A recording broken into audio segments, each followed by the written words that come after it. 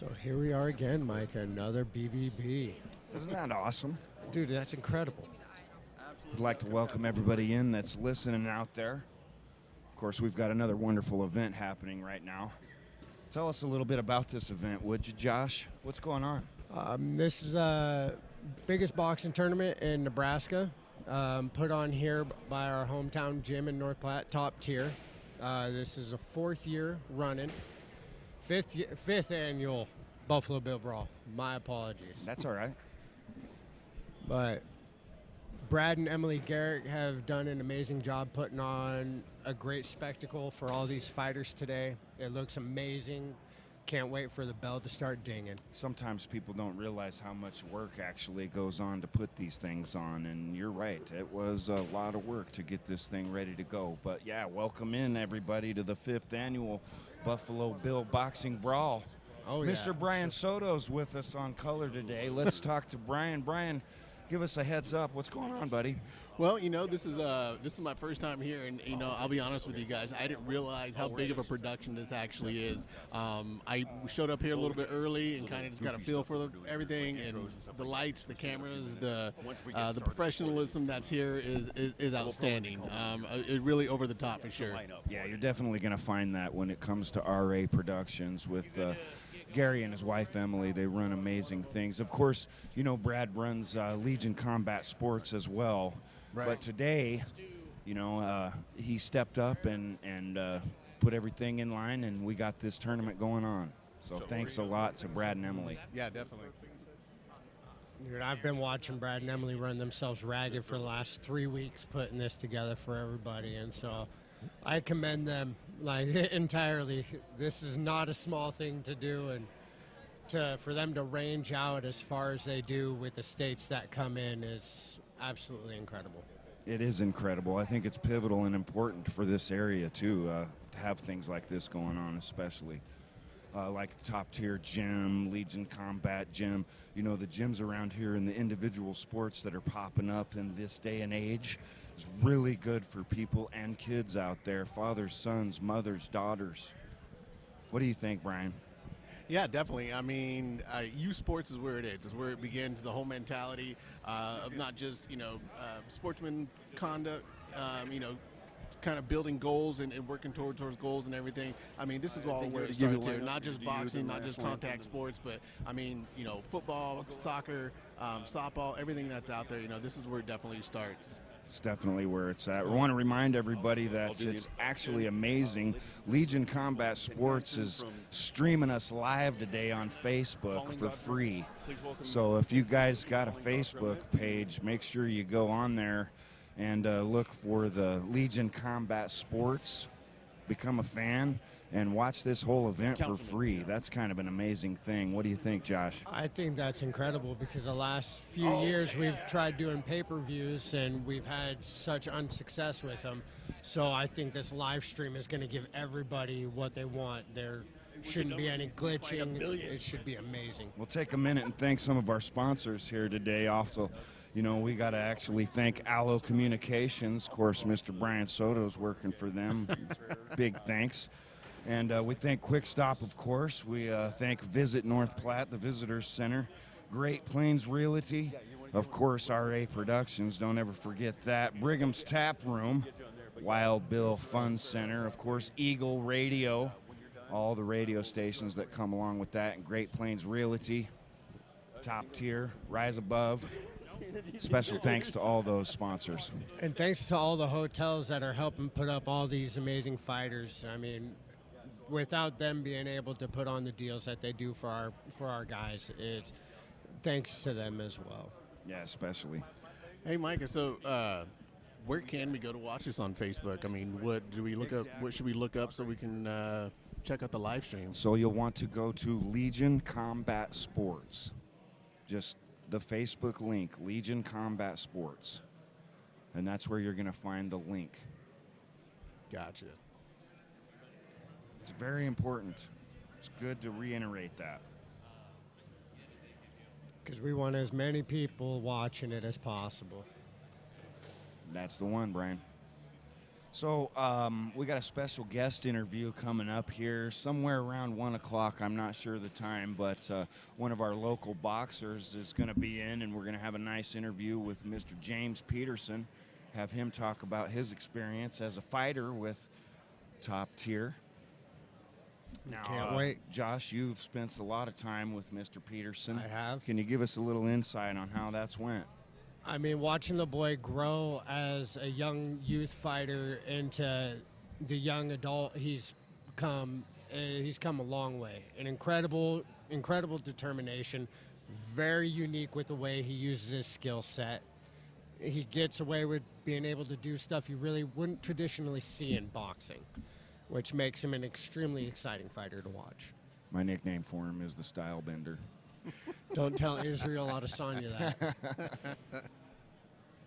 Yeah, James is an interesting spar session because you don't know where he's going. He's very unpredictable. very unpredictable. Good footwork.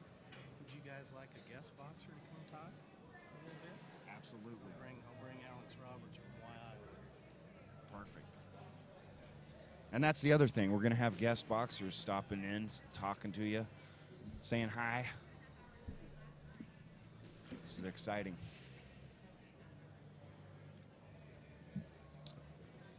It looks like we're setting up and getting ready for this first session here. Getting the first punches thrown out of the Triple B. We got the announcer, Mr. Justin Morgan. Here we go, folks. Looks like we'll get the prayer.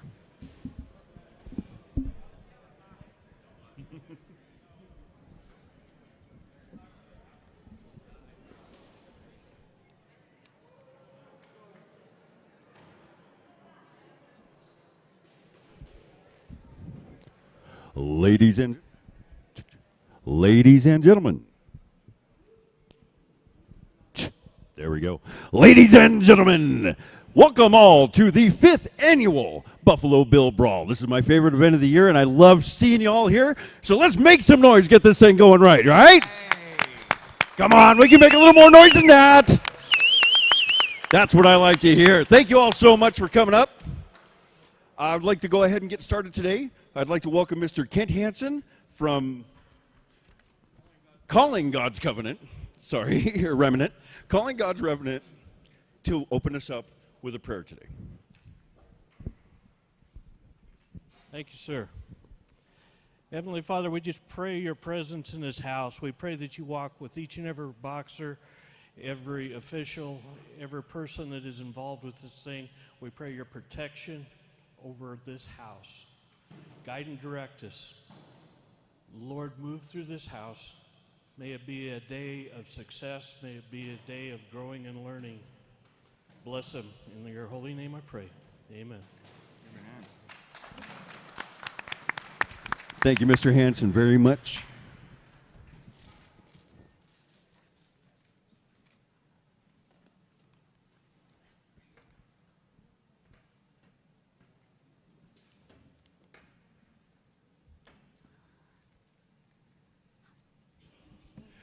Ladies and gentlemen, if you would please rise and face the north wall, I'd like to welcome Miss Tennille Jarvis to sing the national anthem.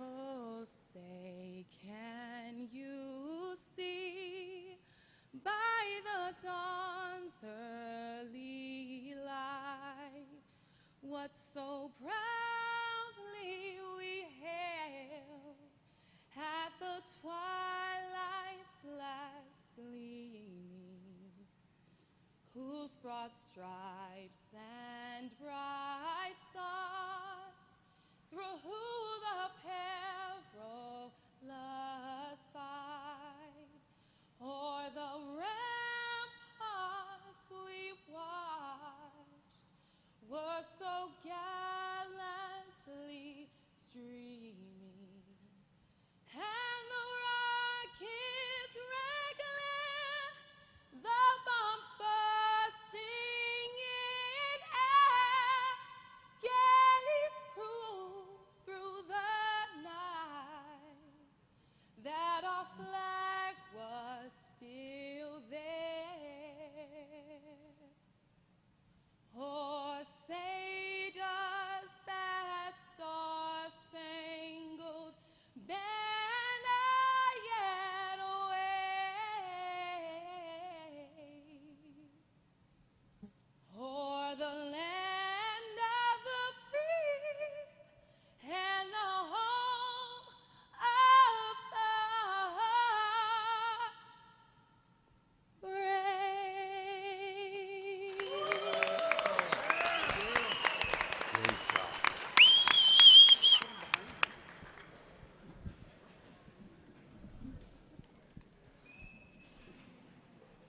Amazing voice. That was awesome. That was awesome. Incredible. I knew that she's done All that. right, ladies and gentlemen, I would like to now welcome the mayor of North Platte, Mr. Brian Kelleher, and city councilman of North Platte, Mr. Brad Garrick. We're going to throw out the first punch here. Let's hear it for him, right?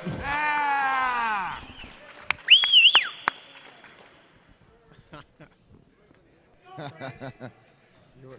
at the mayor. He's trying to mix it up with Brad. Right? I don't know if that's going to happen. Well, hopefully Brad doesn't hit a guy with glasses on. All right, great job. How do you feel after your fight? You know, when you're the mayor, you can always demand the microphone. It's funny how that works. I just want to take a second to welcome everybody who's here. Thank you for coming to North Platte. We have a great town, a growing town. We really appreciate you visiting our community. To all those that are competing and all those that are coaching today, I just want to take a moment and thank you for all that you do. Thank you for having the courage to step in the ring. And to the coaches, thank you for having the courage to train young people to do great things and have courage to improve their lives. Have a great time today. Be safe. Oh, great words. Great words. Excellent words out of Mr. Mayor there. I'm all for that. The giving back to the young All people. right, with that being said, I think we are ready for match number 1. Fighters to the ring, please. All right, Soto. Who we got? All right. Looks like out of the red corner we got Carter Slokum. It looks like he's going to be here with the bantam weight at the 90 pounds. He's going to be going against the blue corner with Michael Cruz Ford. Looks like that he is with the Icon Boxing, which is out of, looks like Denver here. Nice. So we got ourselves a nice bantamweight matchup coming up here for the first match of the Buffalo Bill Brawl tournament, ladies and gentlemen. Here they come into the ring. Ref's checking out the first fighter, checking the gloves. And here we go, ladies and gentlemen. Here we go. That warrior stomp you love so much, Mike. You love that warrior stomp. That's These guys outstanding. walking around respecting. Showing respect to all 4 corners. There's a look at Again, Carter Mike- Slokum. Carter Slokum There's- fighting out of the red.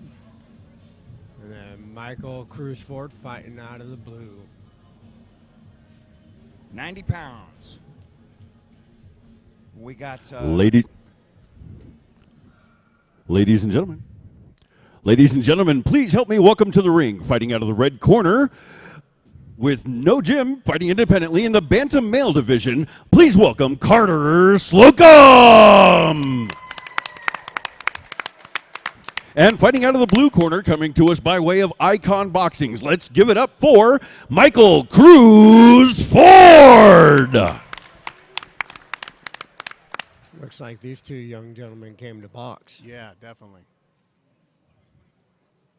Everyone's looking good. Ref's going over the rules of the fight for these 2. I think we're going to go, what, 3 rounds here, Josh? Is that what's slated? 3 rounds at 1.5 minutes apiece. Here we go, round 1. Oh, Everybody comes out Yeah. swinging. There we Cruz got is some coming out fire. with combos. He's staying up high and he's going down low. Yep, He's yep. working the guy's whole body. Cruz doing a nice job working the body right up, back up top. It looks like Carter's a little head hunting. Right now we have a standing 10 count going on. No. Looks like ref's going to call the match. Yeah, he ate one too many of those body hooks. And Yeah. those do massive damage. Yeah, Carter Slokum was taking a few punches right down there in the body, and it looks like it ended the match for him. I mean, the kid had devastating body shots. I mean, that ain't no joke. He came out looking. He had a good, smart game plan, worked the head, worked the body, and it worked out perfect for him. Well, Michael Cruz Ford kind of stuck to his game plan, and he's the one that kind of dictated the whole round there, actually. So Yeah, he definitely came out and All set right, that tempo quick. he did. Let's give it up for both of our contenders in our first bout here. All right. Thanks for coming out, guys. You did a great job. And your winner, by ref's decision. Fighting out of the blue corner, let's give it up for Michael Cruz Ford.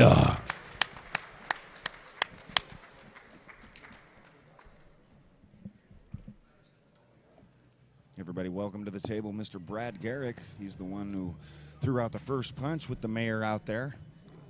I believe that's North Platte City Councilman Brad Garrick. Just kidding, guys. No, he's correct. Are we having fun? Great time. Yeah. All right, Brian, you settling in all right? I know you was a little nervous to begin with. You know, I don't know if I was nervous. I was just more of the awe of the whole production that you got here, Brad. I was just telling the guys here a little bit ago. Definitely a great setup. I mean, the lights, the cameras, the action, the professionalism of everybody that got here is just truly outstanding. Well, I appreciate that. We put in a lot of hard work and spent a lot of my wife's money on that. So we always have to thank her for being awesome with that stuff. Thank you, Emily. You are amazing. Yeah, thanks, Em. It is a lot of work, so. So what do you think of that first fight? Cruz had a game plan and he stuck to it. Pretty much worked the body, worked the head, and it ended up those body shots, body hooks, or what did its damage. It's always fun to watch the little guys in there and mix it up. They sometimes they forget about defense and it's all offense on both sides. There right was there, a lot of right there was that Ooh. body shot. Good body shot. Good body shot. And you could tell that he felt it afterwards. Yeah, Slokum kind of bent over in the corner there after that last body shot, and that's when the ref stepped in. And then you got to thank the refs for doing a good job protecting our fighters. They do an excellent job watching the fight, making sure that good, clean things are happening. So good job to the refs. Yeah, totally agree. The fighter protection is the most important thing, keeping everybody safe and happy, because nobody's retiring off of this fight. That's right. It's all about experience and growing. Yes, sir.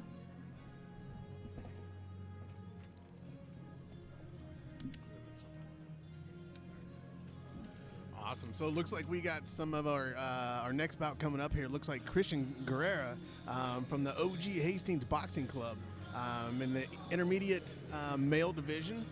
Looks like, again, at the 90 pounds here. Going to be going up against Dimitri Rogers out of the blue corner. And Dimitri is out of the B&B Sports Academy Incorporation here. So those boxers are getting ready, getting nice and warmed up. There in the corners and getting ready to make their way to the ring here. Looks like one of them's entering right now. You know, when you talk about Dimitri Rogers, he's 13 years old, coming to us out of Omaha. And sometimes the fighters fill out a questionnaire, and they're asked a few questions through Legion Combat Sports, of course. And, Dimitri was asked, who is someone that inspires you and why? And he wrote down here, my dad. So I just want to give a special shout out to those fathers who are working with their children in something such as boxing or a combat sport. That's a really good thing, in my opinion, to take your children through. And not to mention, will be Demetrius' sixth bout. Christian's, this will be his seventh from out of Hastings. All right, ladies and gentlemen, for our next match, fighting out of the red corner and coming to us by way of OG Hastings Boxing Club. He's fighting in the intermediate male division. His name is Christian Guerrera. And fighting out of the blue corner, coming to us by way of B&B Sports Academy, please give it up for Dimitri Rogers.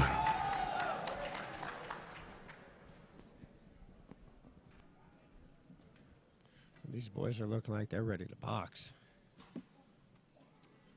Yeah, definitely. They both came up to the middle of the... With no hesitation. Yeah, no hesitation. Stone cold, both of them looking at each other, ready to go to town. Looks like we're in for a good one right here, boys. Christian Guerrera versus Dimitri Rogers, both 13 years of age. Again, as Josh stated, Dimitri has 5 fights under his belt, and Christian's here with 6. Here we go. There they go. Demetrius is using a nice jab. Nice hook. Both fighters testing each other out right now. You kind of, when you're boxing, you get out there and you get a feel for each other and what each other's going to bring to yourselves in the fight. See, I love watching nice patience in these young fighters. I was just about to say that. These guys have definitely sizing each other up, making their chess moves here as the ring goes. There he goes. That's real good action right in front of us, There you boys. go. Nice lockup. Oh, nice little combo by Demetrius. Dude, Christian's getting in there with them uppercuts, though. Christian's taken a couple of punches here from Demetrius, too, and he's kind of shrugged him off and just said, let's go. I mean, they're both eating some shots. Oh, up against the ropes. This is great pressure. Oh, wow. Oh, the tables are turned. Uh-oh. Oh, yep. Smart choice getting out of that corner. You got to be impressed with Demetrius Rogers there and his ability to withstand that storm from Christian Guerrera. Right. Demetrius, you know, I mean, if you look at his face, it's calm, cool, and collective. I mean, even with all those punches coming at him. That's right. Eyes on the target and calm, cool, and collective. That is right, Brian. That's a very valid point. It looked like he was getting rocked there, but you know what? He's in the game. Demetrius has a nice jab. Christian has a beautiful lead hook. Demetrius kind of reminded me a little bit of Thomas Hearns here with all that lean. He really leans back out of those jabs. Oh, what's making this fight so great is Christian is a southpaw, Demetrius is orthodox, so it's a nice mashup. It is a nice matchup. Both fighters still comfortable in there. That was a nice first round, guys. Great first round. Great first round. What'd you see there, Brian? Definitely. I mean, I don't know. I mean, both of these kids, I mean, as young as they are, the maturity of their style of fighting is above their age limit right now, as far as I can see. Definitely some good training up to this match here. I mean, as a younger kid, maybe boxing in some of those types of things there, even though it's just neighborhood stuff. I mean, their thought process and their choosing of what steps and shots they're going to take is way mature. It is. It's a decision-making process, and you have to make those decisions pretty quick, eh, Yes. Josh? Oh, absolutely. You got to always have your head on a swivel. Always be thinking about like you guys were mentioning chess. You guys got to remain a couple moves ahead because you have to think your opponent's going to be doing the same thing. All right, coming up in round two. Here we go. Both fighters coming out real strong, trying to establish their spots in the ring. Christian says somebody who inspires him is Jonathan Chaveris. He pushes me to my fullest, which is always great to have somebody that can push you past what you think you can do. He's working hard, so, I mean, he's giving Absolutely. credit to where credit's due. Absolutely. Demetrius, I think, ran a good game plan there to step in and kind of quit the barrage there coming out of Christian Guerrera to give a hug. That is legal boxing. Oh, Very smart. It's called the clinch. Right, and it looked like Christian kind of came out even trying to pick up the pace a little bit more here in the second round. And, you know, Dimitri's kind of a little bit experienced too, so he kind of knew that was the plan, what he was attempting to do, and tried to slow that down, kind of get him out of his comfort zone. Demetrius gives a lot of credit to his dad, and I think his dad gave some coaching there in between rounds to kind of step out here and use that jab a little more. Yep, he's kind of not trying to lay so much on that big back hook that he was throwing in round one. He's using that jab. There's that check hook. He is fighting a way different fight, actually, Demetrius Rogers is right now. Excuse me, it's Dimitri. He's trying to counter, and you know what? He's getting some good ones in. Oh, there you go. Couple of nice stiff jabs right there. Stuck him. There's Christian Guerrera took those well.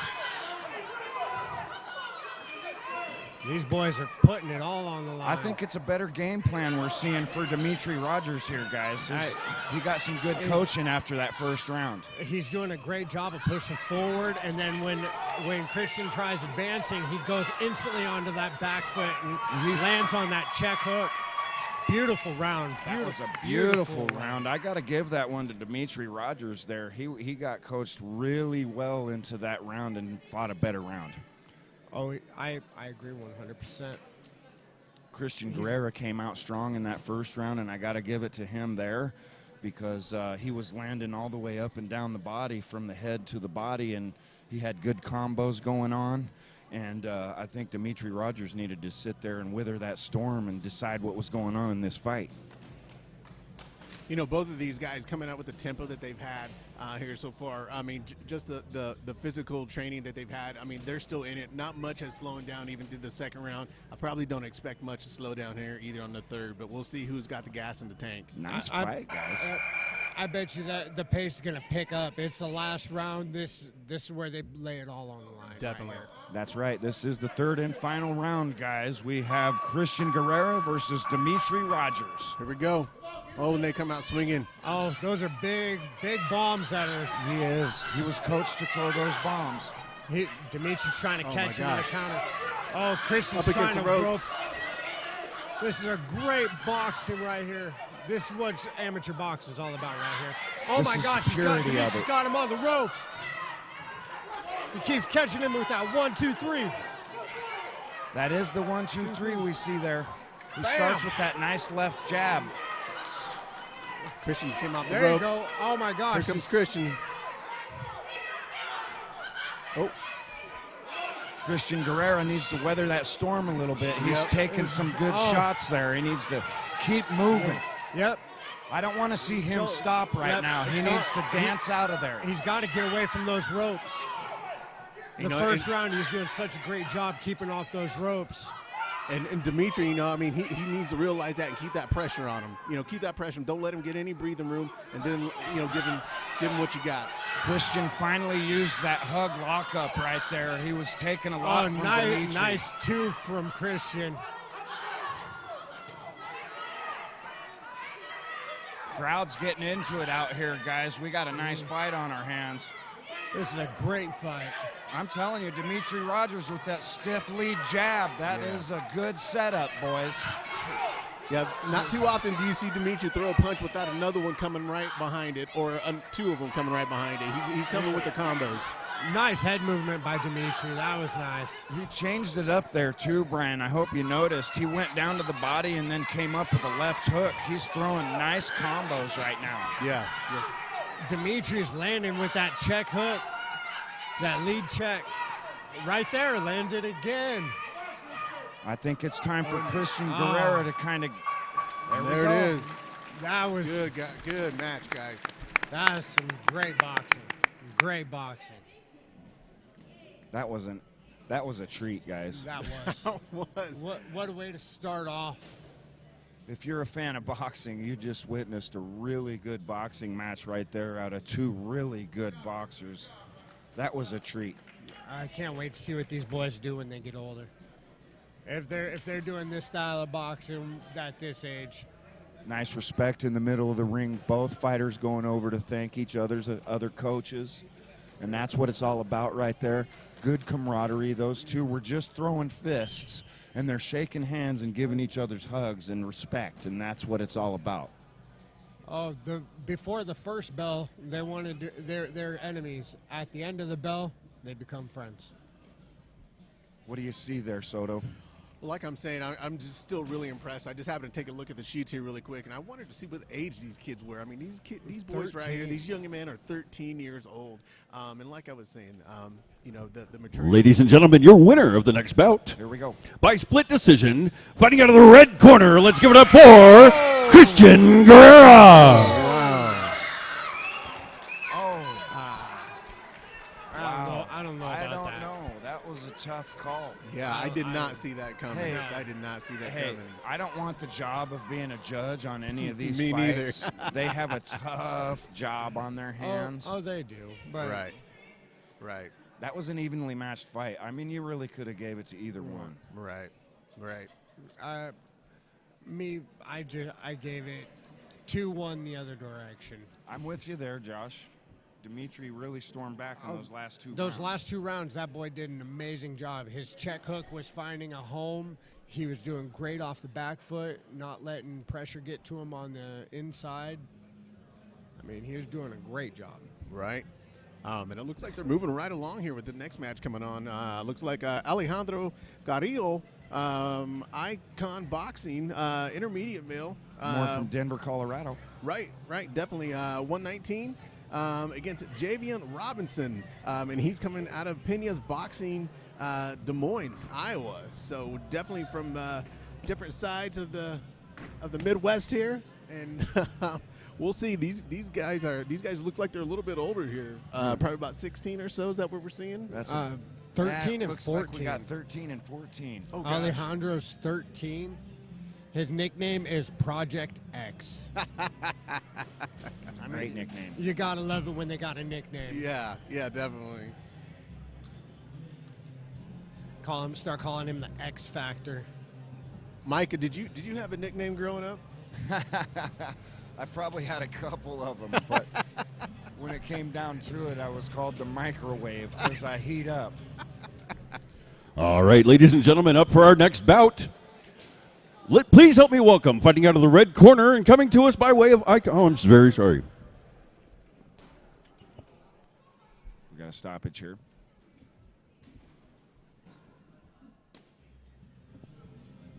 I'll take the time to give a special shout out to Allo Communications, of course. Thank you for sponsoring this production today.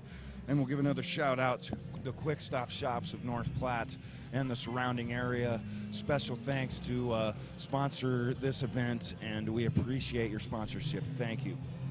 You know, it's the sponsors that make this stuff happen. You know, without it, you know, supporting these young kids, getting them out here and getting them under the bright lights, getting them a little exposure that, you know, they all want to go to the USA or to the Olympics. They all want to go do the big pro shows, HBO, whatnot. And so this is giving them a taste, a little bit of what that feels Ladies and gentlemen, at this time, I'd like to take a little time to thank some of our sponsors, including Legion Combat Sports, the North Platte Post, North Platte Area Sports Commission, Wild Bill's Fun Center, Quick Stop, RA Productions, Great Plains Realty, Brigham's Tap Room, Top Tier MMA and Boxing, and I would like to take this time to thank all of our officials for coming out today. We could not do this without you, so let's give it up for all of our officials right now.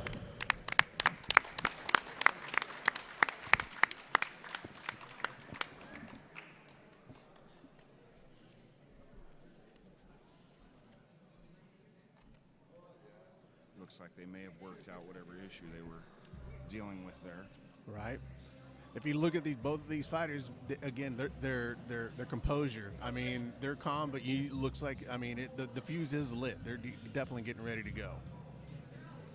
You know, the fighter Alejandro out of Denver, Colorado, he came out here and did another one of those respectful stomps that I like to see at all four, we'll say, corners of the ring. You know, I started witnessing that a couple years ago. A lot of these fighters will do a respectful stomp and give a nod to the crowd and to the refs and to their coaches. And I just think it's really nice warrior mentality. I don't know. It's just pretty neat to see. It is. It's just showing respect to everyone around.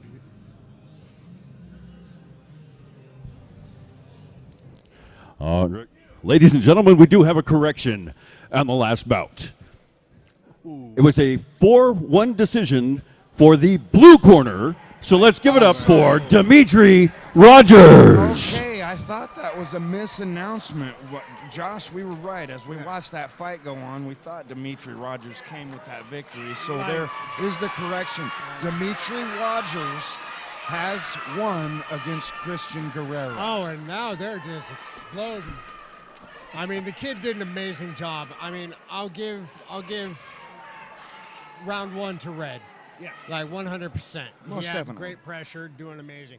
But round 2 and 3, it was Dimitri all the way. And his coaching. Dimitri was coached into that beautifully. Oh, agreed. That's got to be a little tough for Christian to swallow. All right, folks, let's get this going again. Please help me welcome, fighting out of the red corner, coming to us by way of Icon Boxing. Let's give it up for Alejandro Kario. And fighting out of the blue corner, coming to us by way of Peña's Boxing in Des Moines. Let's give it up for Javon Robinson. Looks like we're in for another real treat here, guys. What weight class are we fighting here? It looks like they are at the 119. 119. 119. So The flyweight division. You're going to see some speed and some stiff jabs. Oh, these boys, their hands are going to be flying. Should be expecting a fast-paced fight with this one. Both these boys look ready. yeah, yes, definitely. Javen Robinson giving a special shout out to his coach Pena. Here we go. Round one. Robinson right out to the center of the ring, trying to control it. Looks like both fighters feeling each other out a little bit right now. Yep. If you're into combat sports, you witness that quite often. He might have caught just a bit of a headbutt on the bottom of the chin there. It's gonna happen accidentally. It didn't look intentional. Sure. They're both going in looking for the same thing. Yep. Boy, both of these fighters are really intense in the way they're feeling each other out right now. Oh yeah, they're gonna use this. Oh, what's going on? Uh-oh. He's waiting for him to make his move. He's trying to counter him. Yeah, Alejandro just stopped. He was gonna see- right there, stopped the circle. There you go. And there they go, toe to And now we toe. got some Letting those punches hands flying. fly. That exchange was great between both fighters there. Robinson working a nice hook combo. It's interesting because usually in the first round of all these bouts, you get to witness the sweet science of boxing, if you will, them feeling each other out and seeing what to do. Right. Both these boys have got nice movement. Robinson's got great forward movement. Alejandro's got great back foot movement. Yeah, you do see good work, good Oh, footwork out of both fighters. Well, we got Robinson. He was doing a great job trying to get that frame for that hook. Ref's doing a nice job keeping the fight in line. She's got a close Nice- eye on both nice fighters. 1-2 by Alejandro. It looks like Alejandro has a little bit longer of a reach than Javon, but Javon is not hesitant to get in there and get that use of his shorter stature for sure. You know, you're right, Brian. He's dealing with that length really well. He really is. Looks like he's being coached to go to the inside of those long arms. And that's, I'm going to tell you right now, that's really good coaching actually out of that corner, because when you come against a taller guy with long arms, that's going to be one of your main strategies. Yeah. You got to deal with those long arms. You got to get around him. You got to get into him. You got to get inside. And he's doing a good job of that. Definitely. Yeah, he is, because me being a shorter man, and I got short arms. I got this big head and these little arms, so trying to work my way inside against somebody with a large reach. And the thing is, I mean, you know your body, you know your stature, you know your limits and stuff like that. So for somebody at a shorter stature, I mean, that's the way they just know in life. You know what I mean? You're gonna have to get in there. yeah. They're gonna have to make things different. And just the same thing for taller guys and longer reach. You got to use both of those things to your advantage. Both corners getting coached really well right now. I expect to see a whole different round than we did in that first round here with round two. Well, the feeling out process is over. Tap of the gloves in the middle. Alejandro's a little bit more on the forward foot now. Alejandro being coached by his corner to be a little quicker in this fight. Oh, they're both letting the hands fly. Oh, got one right there. I like Javen Robinson's movement. He's doing a good job moving. His Doing a footwork is excellent. He's doing a great job moving forward. But Alejandro's he's got that jab that he keeps snuffing him with right there. He's being coached to live there. He needs to, actually. He's got that long reach. He needs to set him up with that nice stiff jab. I think he's trying to step in too close when he's throwing that rear hook, because he's trying to get it, but he keeps hitting on the back side of where he wants to. So he's not quite in the right distance that he wants for this fight. Yeah, if he were to shorten that front step up to land that, I think he would have much better success with it landing on the Yep, spot. he would probably be fighting a different fight if he did that. You're right, Josh. Oh, that was a nice 1-2 by Robinson. The thing about these young men right here is that they'll sit there and they'll kind of size each other up, and once they come in and the exchange goes, I mean, it is exchange after exchange. Yeah, nobody's backing down here. Nope, a little bit of exhaustion is starting to set in. You can see it in the boys' face.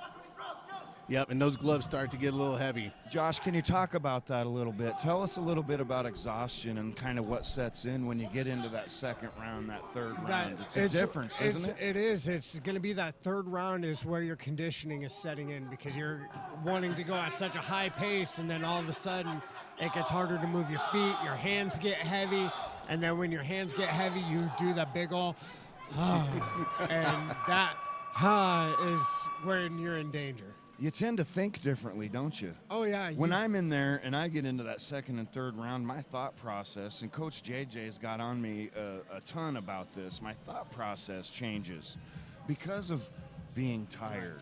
You want to go onto that back foot and try and stay comfortable, but you know what? That sometimes isn't always the best decision. A good coach will keep you from breaking your thought process. He'll keep you in your game plan.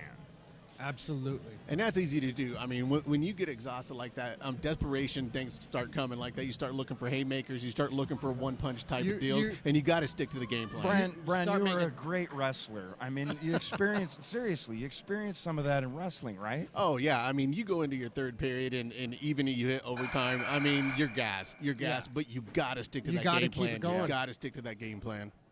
Right now, this is the round that proves to see who's better conditioned right here. Yep. Let's see if Alejandro's going to use that length to his advantage. Oh, Alejandro's coming right out and start a round 3. Oh, my gosh, these boys are both tagging in the center of the ring. I got to tell you, Robinson said, I'm throwing. Oh, Let's get it. Oh, Let's get it. Let's get it.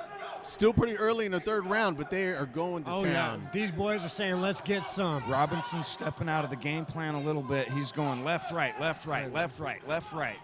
Just throwing haymakers a little bit there.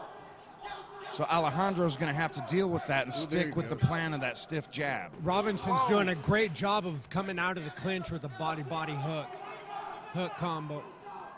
Oh, right there. That was a nice left hook. Oh, they're both. Oh, you can see the exhaustion starting to set in. You can see it right now. Exactly. See, notice now these boys aren't wanting to move their feet. They're kind of planting for their shots. Now, right now, this is where Alejandro Carrello's going to need to make it his game plan. Oh, my gosh. Yep, right to the center of the ring, banging it out like champs. Yep. Both going hard. Outstanding. Oh, these boys are giving it all. That was a nice 1-2 right there. This fight right here is hard to call. Ooh, we see a little bit of blood coming from Alejandro out of the nose there. Now you know you're fighting. Yep. Oh, both guys just throwing down right now. Left, right, left, right, left, right. Let's punch. They just got to keep them hands up. That's one thing they're both doing is they're tired and they're dropping their hands. And each one are getting caught with that mistake from time to time. I mean. Nope, they are. See, right there, they're both eating chin shots, but these boys got chins of granite. Yeah. They are not going down. Right. There's another level of the fight we need to talk about. When you're a boxer and you're in here and you're throwing punches, you're taking them. Oh, yeah. Oh, yeah. That's another conversation. Can you take those punches? And the biggest one is how many of those punches you can take. Great fight, boys. Outstanding, gentlemen. Another treat there, guys. Oh, yeah. Dude, that one was a lot harder to... I can't, that fights like that, I'd hate to be a judge. Yeah, I'll leave it up to them. That was such a good fight. Such a good fight. What do you see there, Soto? Who do you got? Man, I don't know. I mean, I got to hand it to both of them. I feel like our blue corner, Javon, might have come out with the win here on this one, but we'll see what happens with the tail of the ticket here. I kind of agree with you there because Javon Robinson had the punch count there. Right. And I think he landed more punches. It's not always landing the punch. It's the cleaner shots because you can land punches and have them not be effective. You can block with a body, with an arm, an elbow, a glove. Nice. Oh, yep. See, that one was too hard. That was such a great fight. I like to see both fighters' hands raised by the ref there. Good coaching staffs out of both corners as well. Oh, both these gyms brought amazing fighters. Coach Mario, Coach Rich out of Icon Boxing, and then Coach Pena. Coach Pena out of Pena's Boxing Club. All right, and our winner for this match, by split decision and fighting out of the blue corner, let's give it up for Javon Robinson. I I could see it. He was very forward pressured. He kept the pressure on him. He made Alejandro work on that back foot, and sometimes that's not always the best place to be. I think Alejandro kind of needed to get some more punches thrown there, and that's what I saw. I saw Robinson landing and throwing a lot more punches, and he didn't take damage that you would have, that would have overcompensated for that. So. Yeah. I mean, Alejandro had clean combos. Like, he had clean combos. Right. Guys, it looks like they're moving right along here. We got the other two fighters right here in the ring here right now. It looks like in the red corner we have Alexander Sanchez Garcia from Team Sanchez in their intermediate male, the 138, going against David Morato. Nice. From Mean Street Boxing. Mike, I think you and I were talking about some mean streets here a little bit ago. We did grow up on the mean streets. The mean streets of Hershey, Nebraska. Yeah, I don't know. about Ladies how and mean gentlemen, those were. please help me welcome to the ring, fighting out of the red corner and coming to us by way of Team Sanchez. Let's give it up for Alexander Sanchez Garcia. And fighting out of the blue corner, coming to us by way of Mean Street Boxing, let's give it up for David Morato. Both fighters 13 years old here, another 13-year-old fight here. What I see is Morato, 21 fights under his belt. Ooh, he's And been putting in time. Sanchez over here has 9 fights. So I think we're in for something here, ladies and gentlemen. Pay attention to your screens.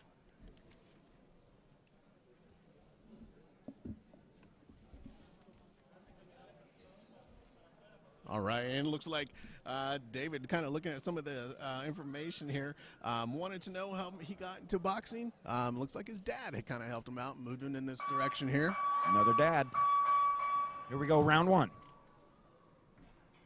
All right, here we go, coming at it. These guys are kind of stepping up here a little bit. Definitely a little bit more patience. You think they're just going to come at it, and they kind of step back and take a size up here for a moment. And, it looks like Alejandro's kind of pushing him up against the ropes into the corner. Yeah, Sanchez with the nice 1-2s going on right there. I mean, he was throwing those right. He starts with that lead left jab. He's getting that second punch thrown, and David Morato is going to have to deal with a little bit there, I think, from what we've seen.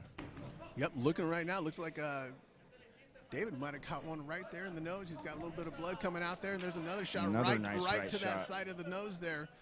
So we'll see what happens. I mean, those, as you said, Micah, those are punches you got to give and take. You got to learn how to do both of those. So right now, Morato's sizing up Sanchez, trying to figure out his game plan, because Sanchez out there moving. He's like, look, I've done this before. Let's get to it. Look at that head movement. Yeah. Oh, head movement with counter shots. That's a devastating combo. Yeah. Yeah, I mean. Tight uppercut to the chin. I mean, Sanchez looks quick. It looks like he could probably move his head and slip a lot of those punches that are coming his way. You know, you talked about Morato talking about credit to his dad. Over here on the red corner, Sanchez gives Another credit to up his and dad oh my his God, cousins. throwing bombs. Got a ref's break. We got a Standing 8.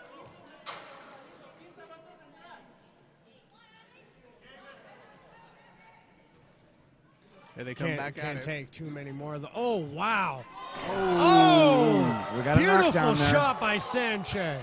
David goes down there. He's in the corner. Sanchez is nice with that 1-2. That 1-2, that head movement with the counter shot. That head movement, he's balanced well on his. Ref's calling the fight. Yeah. We got a knockout.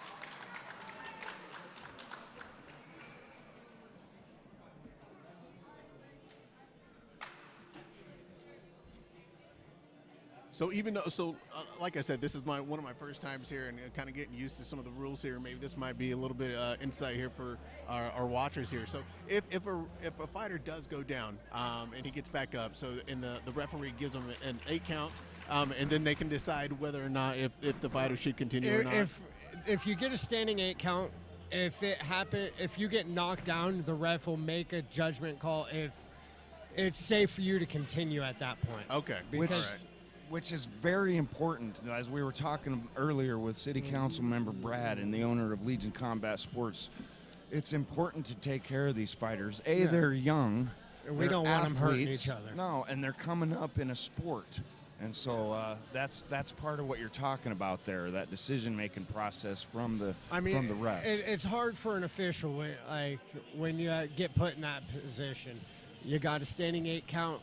5 seconds later, you're on the canvas. All out to the official. That'd be a hard position to be in. All right, ladies and gentlemen. And your winner, fighting out of the red corner by RSC. Let's give it up for Alexander Sanchez Garcia. So that will put bout number 22 under. Oh, excuse me, number 10.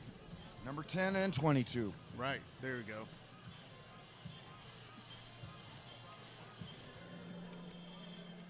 Well, ladies and gentlemen, we saw our first. What is that? KO. Is that a KO or a TKO? It's a KO because he knocked him down, and so the ref's going to call it a KO. Now, if it were to be several standing 8 counts, then it'd be a technical knockout. But he got him with a clean backhand and just sat him down. He did. That was a beautiful shot.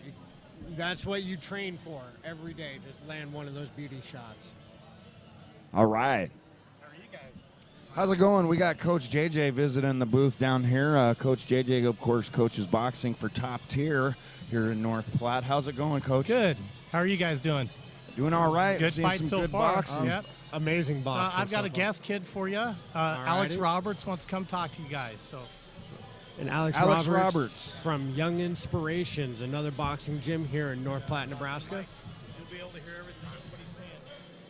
How's it going, Alex? Good. How about you guys? Doing good. Good to see someone representing the Young Inspirations here today. We needed to get one of you guys out here. So how's things going for you guys lately, Alex? It's going pretty good. We're just like training for fights, up and coming and stuff. We're getting pretty busy this August, so we're training for that. That's my next question. So August, you guys, how many fighters you got and where are you going? Mainly we're going to the August 24th back to school ruckus. There we go. And where's that located at? Grand Island, Nebraska. Grand Island, Nebraska. Back to school ruckus, Grand Island, Nebraska. Yep. Ladies and gentlemen, at this time, I just want to let you know we're going to take a quick 10-minute intermission. We'll be back in just a few minutes with more boxing, so stick close. If you're hungry, we've got the concession stand open. Get over there. We've got some great food. And as always, thanks for coming out to the Buffalo Bill Brawl. Alex, can you tell us a little bit about yourself? We're talking to Alex Roberts here. He's from the Young Inspirations Boxing Club. Can you give us, like, what weight class you fight in? How old are you? Where you're at in your boxing career here? Who inspires you and who motivates you? Yeah. So my name is Alexander Roberts. I am 14, about to turn 15 Nice. this August. And I have 32 fights, and I currently fight in the 138-pound division. And what inspires me the most is, people that get down, they lose sometimes, and then they get back up and keep going, like Teofimo Lopez, Lomachenko, There we go. Absolutely, Manny Pacquiao. Manny Pacquiao. All those are great, amazing professional fighters. Yep. And that's Alexander Roberts, is that your aspiration? Is that where you're headed in life? Is that your goal? Yes, sir. Yeah, I feel like boxing is the only thing that I can do right and do good in. So I'm gonna keep doing that, and I feel like I can be successful in that. Hey, that's a big deal coming from a teenage kid nowadays. All right, so what got you into boxing? So I was working out at a gym one time. The start of every great story. If you guys could have saw a smile when he said that, it was outstanding. It's true, though. And my dad was talking to D'Angelo Mata's dad about where Sean Bryant was running this boxing club at his garage before we moved into the gym and stuff. Yeah. And my dad was like, my dad was telling me like he used to box and stuff. He like tell me all of his boxing stories. Like I came to his fight one time in Golden Gloves 2016. Ooh. And he asked me like if I wanted to like go to boxing practice, you know, because he said that fighting shape is is the best shape you'll ever be in. It's a different kind of in shape. I'm going to pause you right there, Mr. Roberts, and say that he is absolutely right. What he just said, it's a whole different ball game. Yeah. Go ahead. Sorry to interrupt. No, you're fine. So I was stuck playing football and basketball. Like I was always grinding that in the summer and stuff. And so I decided to try it out, you know. And then like after a couple practices, you know, I feel like I hated it because I was getting so tired, and I was running laps around the block. And it was like half a mile around the block, and it sucked. Yeah. But I kept on going.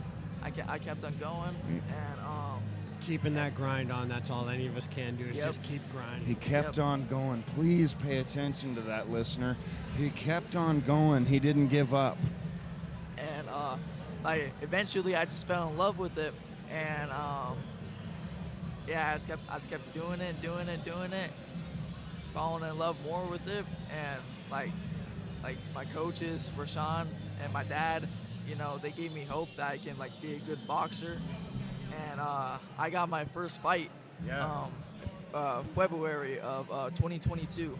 I weighed in 143, my first fight, and I was a short, little, chubby kid. And you told us you're fighting right now at 131? At 138. Yeah, okay.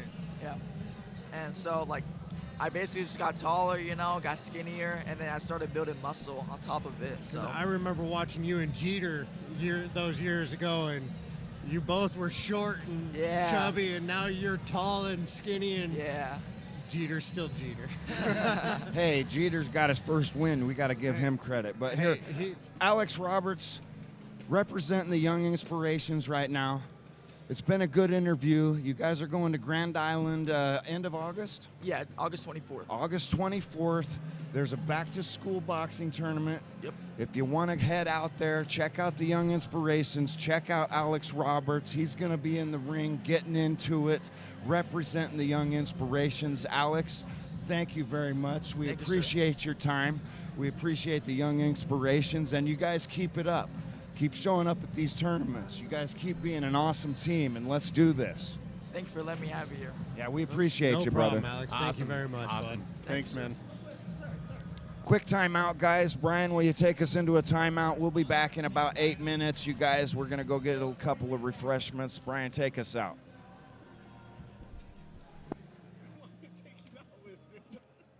Dinner and a movie?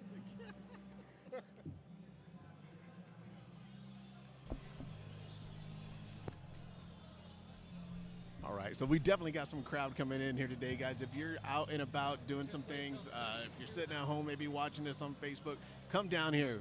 Check it out. It's a great production, great environment. We got food, snacks here going on here at the D&N Event Center.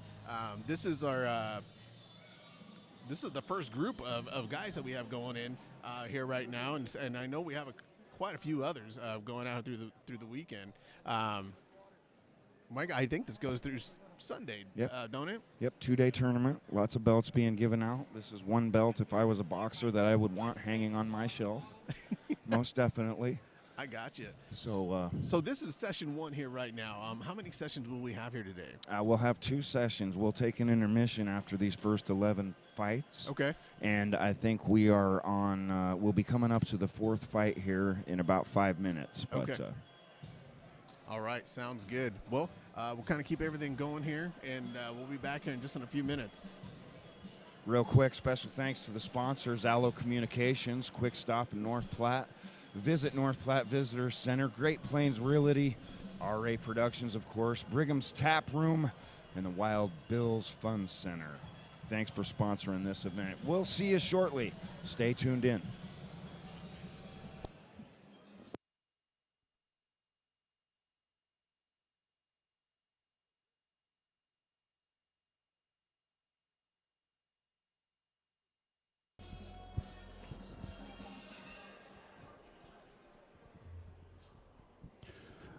Ladies and gentlemen, if I could please have Alexander Sanchez Garcia to ringside quickly.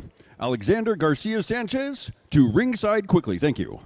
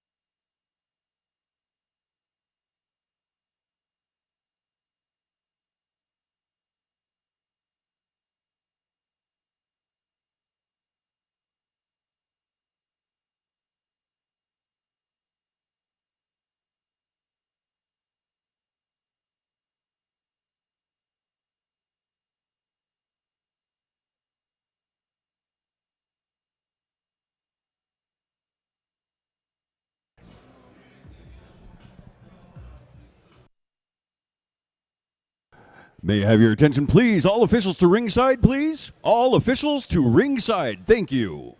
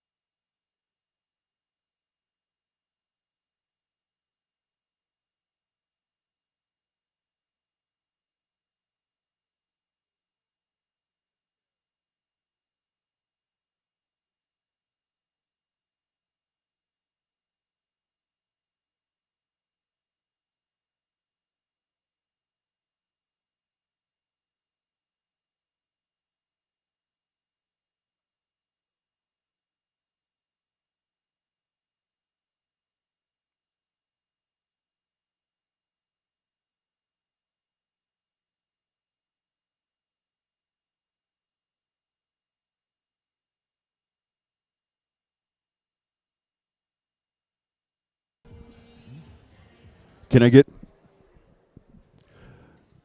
the contestants for bout number 6 to ringside, please?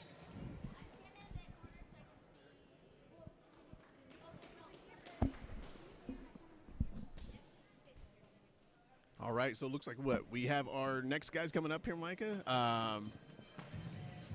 Adrian Rivera in the red corner. He is with B&B Sports Academy, Inc. Intermediate male at the 138. He's going against Eric Cole, who is from an unmatched club, but he's definitely just stepped in the ring here right now. So they are definitely getting ready. We're just coming back from a break here and getting the show back on the road here. We got some more matches here in this first session that's going on here today. And Mike, it looks like we got a guest that's sitting here next to us. Yeah, one of the favorite one. Of course, we welcome back to the table Coach JJ from Top Tier Boxing. And he's brought one of his boxers down, one of my favorite kids. This is Mr. James Peterson. Welcome to the microphone, James. There, you're live now. There, buddy. You're live now. Thank you, thank you. There's an on button. So last year you were fighting in this thing. Yes, I was. So what are we doing with ourselves these days, Mr. Peterson? Oh, now It's Peters. I'm just doing cross country and working now. Just doing cross country and work. So what are you doing with your boxing career these days? Not a whole lot. I hit the back at home every now and then, but here for support now. Yeah. All right, ladies and gentlemen, please help me welcome to the ring, fighting out of the red corner and coming to us by way of B&B Sports Academy Incorporated. Let's give it up for Adrian Rivera. And fighting out of the blue corner, coming to us by way of fighting independently. Let's give it up for Eric Cole. Looks like we got a nice 138-pound matchup here coming up, ladies and gentlemen. James, which weight class did you fight in? I fought at 132, so these guys are just a little heavier than me. These guys are just a little heavier than you. We'll probably see some stiff jabbing here and some quick feet. All right. And here we go. Round one. Oftentimes in round one, you'll see boxers feel themselves out and decide where each one of them are going to take their match. James, were you nervous when you got to this point in a fight? Oh, never. Never. I love it. Awesome. That's why I love you. You're one of the few kids I could say that has a gas tank that doesn't end, though. Oh, that's great. I've seen you spar 9 hard rounds and then still go run 4 miles. Yeah, that's true. You know, Micah, you see these guys come out in the first round and they'll come out and try to size each other up. Other times, both of them are on the same game plan and they'll come up and they'll just try to set the tempo. So when you got two fighters that come out and try to set the tempo, you'll get a heavy first round in the match. Yeah, Rivera's doing an awesome job of controlling the center of the ring, though. We got Rivera at 15 years of age, and we got Ka at 14 years of age. Nice. It looks like Eric Cole, just looking at some of the information here on it, one of his guys that inspires him is old Manny Pacquiao. Oh, looks like he's moving like Manny. Yeah. He's using that jab very efficiently. He's got to stay off the ropes. We're seeing the punches lessen a little bit. Maybe a little bit of fatigue setting in. I doubt it. But the boxers figuring each other out right now. Well, James, throwing that volume of punches, how many people have you seen gas out in round one? Almost all of them. Being that this way, throwing all of these punches, it really tires you out. It takes a lot to stay in. It does.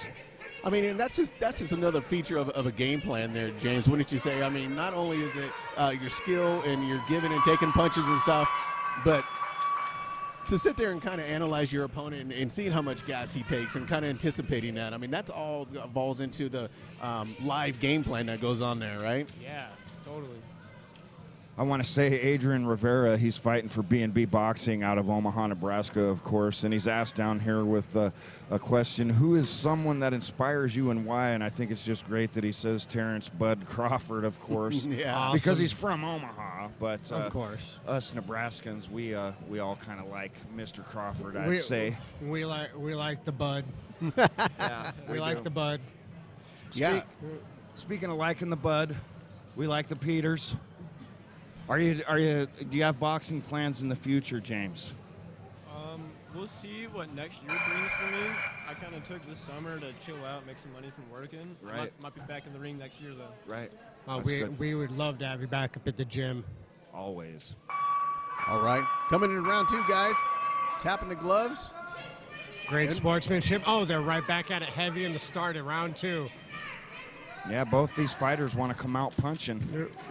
Eric's coming out like swinging like Manny a little bit.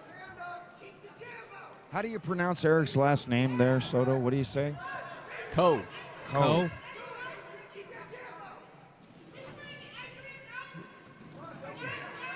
Adrian's got great footwork. He's utilizing that pivot step really well. Right there, he just swung him around. Nice little pivot. Tie-ups. It's one of the first tie-ups we've seen in this matchup. One of the things I like about the discipline of both of these guys is that when the hurricane comes and the punches come flying, it's almost kind of a natural instinct to kind of put your head down and look those eyes down. Both of them have their eyes up, looking for the opportunity to come back and looking for those shots. Seeing this, James, does this make you want to get back into a ring? Yes, it does. I miss it. Ref's doing an outstanding job keeping the fighters fighting, keeping them in a boxing stance, keeping them boxing. Oh, we got a little bit of blood on Rivera's nose. That's how you know we're having a fight, when blood starts showing up. Oh, yeah. Nice double jab from Rivera. Utilizing those nice up-close uppercuts, nice little uppercuts to the body.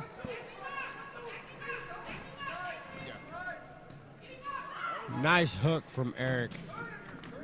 Eric's working that body. I feel that's what a lot of young boxers forget is to work the body. They always get caught head hunting. That's interesting, James, that you mentioned the body. That's one of your game plans that I've watched you utilize very well, and that's shifting from the body to the head and knowing when to do that. Yes. Can you tell us a little bit about that? When you're in a match, how do you decide whether to go body or head? Well, it's all part of like their foot movement and like where they're positioning themselves.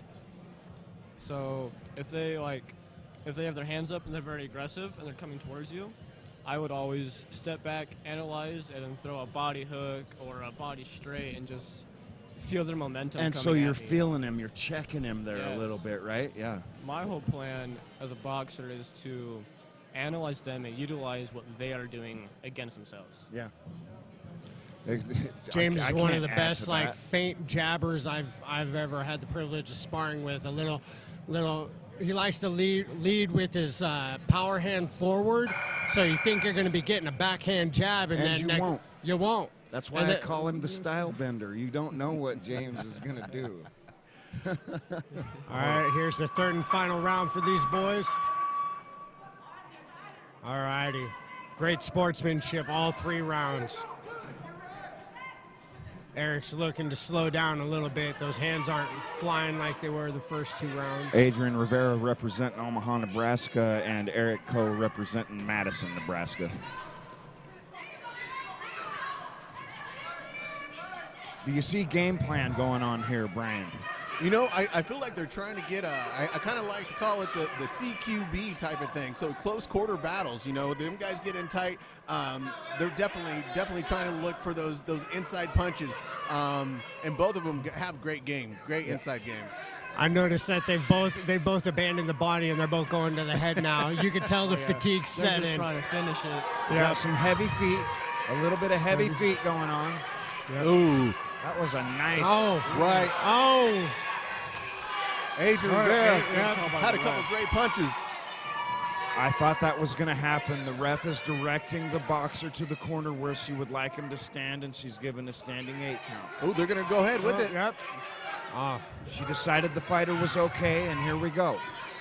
Now seeing who has anything left in the tank, because they went from bouncing around round 1 and 2 to they've gotten flat-footed. It's been a nice, outstanding fight. It has been. They're just trying to land that power shot now.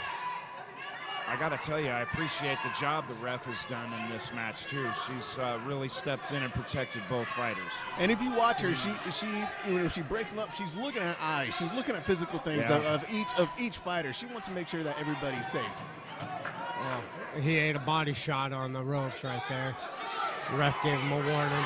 Looked a little low. Both corners real loud for each fighter. Great fight.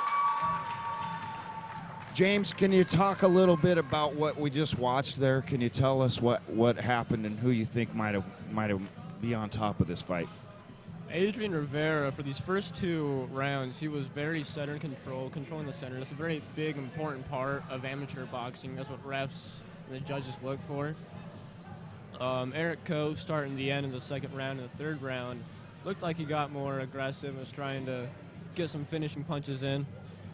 Honestly, it's up in the air. I agree with your assessment there, but you're right about controlling the center of that ring, and that's thanks for bringing that point up, James. Center control is very important in boxing. You can do anything you want from the center of the ring out. It's harder to work your way from the outside back into the center. Up against the ropes. Yeah, especially if you're working with a taller, longer opponent, it's harder to get around that reach. But both these boys put on a great show. They did do a good job. James, by the 3rd round, were you ever fatigued? Now, I know that you're in a different kind of shape, but Even if I didn't want to admit it, I was always fatigued. Yeah. Thank you. Yes, sir. 1 round of live fighting equals like 10 rounds of All right, live ladies and sparring. gentlemen, your winner by unanimous decision, fighting out of the red corner. Let's give it up for Adrian Rivera. Great sportsmanship. Picked up the trophy, handed it to his opponent. Great sportsmanship. It looks like that was Adrian Rivera's 2nd bout. And wow. Mr. Coe's 1st. Hey, so if they put on that great of a show and being that green, I can't wait to see what they do later down the road. Maybe you might be fighting them, James. It may be. We'll see. We'll see. They're close. They're close to weight class. James, you said you're fighting out of 132 right now? Yes, I'm at 135 right now. Yeah. Sitting Oh, here, 3 pounds lenient. Yeah.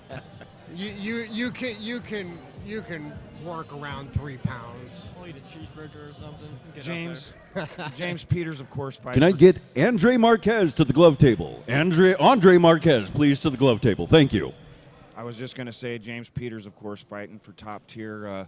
Not in this tournament today. He came in to give us a nice interview. We appreciate you stopping by, James. You're working hard this summer. You're running this summer. You're saving some money. You're just kind of doing that kind of thing. What grade are you going into? I'll be into 11th grade this year. He's a junior. We got ourselves a junior on our hands. All right, guys. So we got both new fighters in the ring. Anthony Kario, fighting in the red corner from the OG Hastings Boxing Club. Another one from Hastings.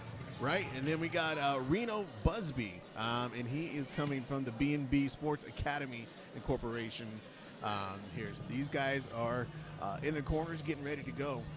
Yeah, he came in with the winner of the last fight, which was Adrian Rivera, the B&B Boxing out of Omaha. This looks like it has potential to be a really good fight. If you notice the matchups, a lot of these matchups is a shorter person going up against a taller person.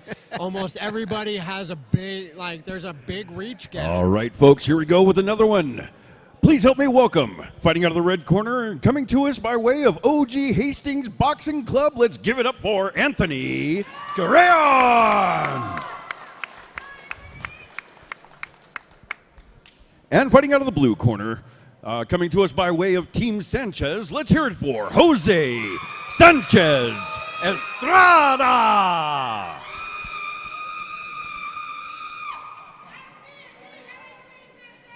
Oh, looks like this is going to be a heated first round just by that stare down.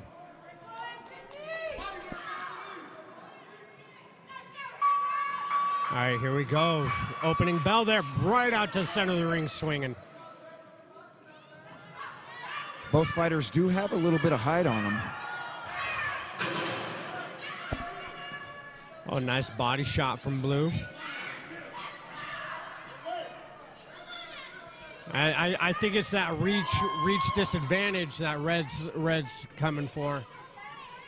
He's trying to figure out a way to close that gap. Blue's working those feints in. Anthony Carrera fighting out of the red. Of course, 16 years old, fighting out of OG Hastings Gym.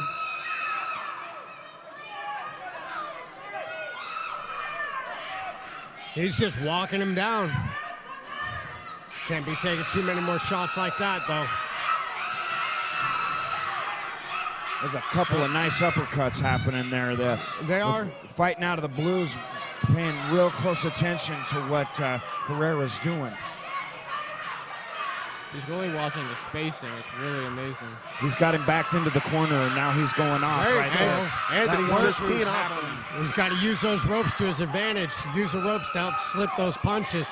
There, just like that. Just you can't fall back into the corner. You got to stay on the rope.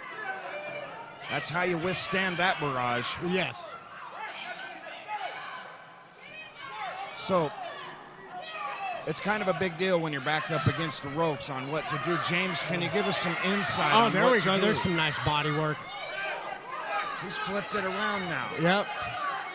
When I'm backed up against the ropes, I lean into the ropes and I look for a way to go out and around. Oh, this fight's heating up. You can hear everyone in the background. This is getting exciting.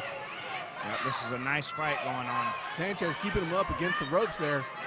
Sanchez, he's doing a great job of pacing himself. Yeah. If you can tell, he's not breathing heavy. He's not fatigued. He's going to be comfortable going into round 2.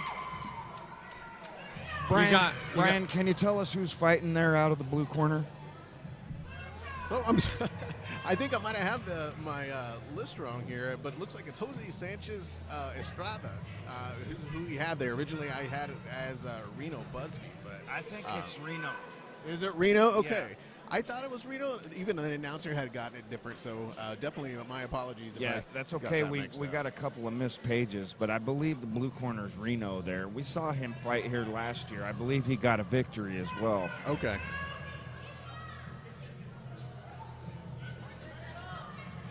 Either way, I mean, Anthony came out in the blue corner. I mean, he came out, and he was just kind of sizing him up, teeing him off, pushing him up against the ropes, getting him in the corners.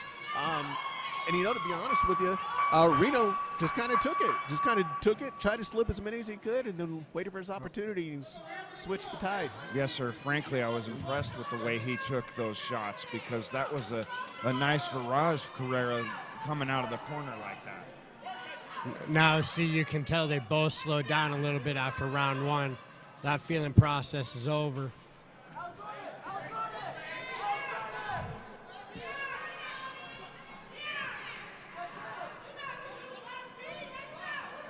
Anthony utilizing some good head movement. We got Reno using some great foot movement. Reno's complaining. We got a ref stoppage right here.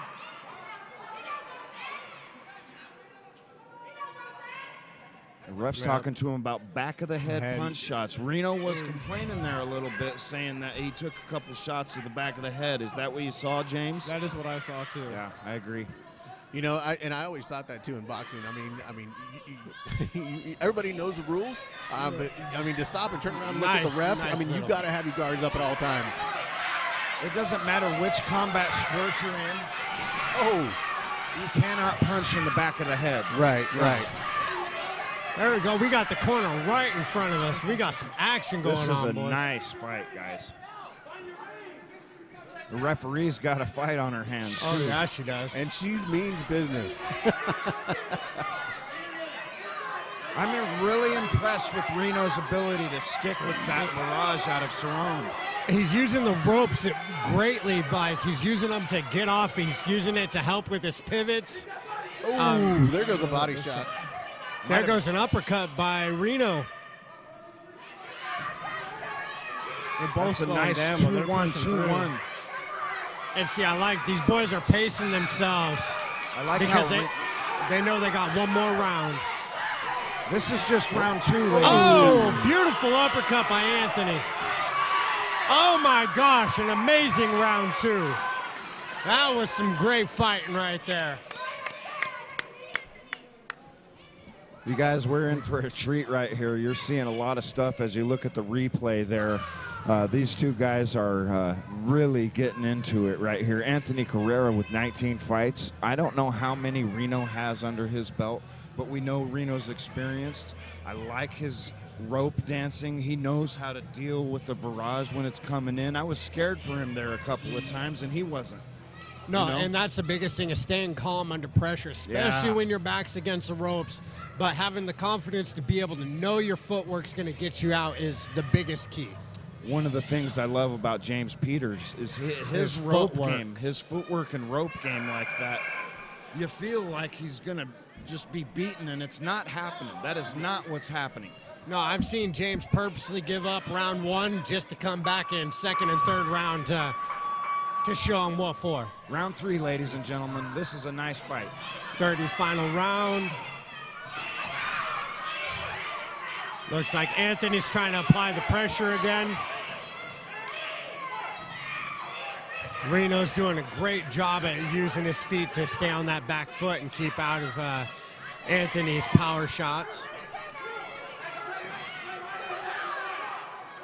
He's staying tall. That's the one thing I can say about Reno is he's hanging that chin out there. He does hang that chin out. Both fighters getting a little bit tired here in the third round.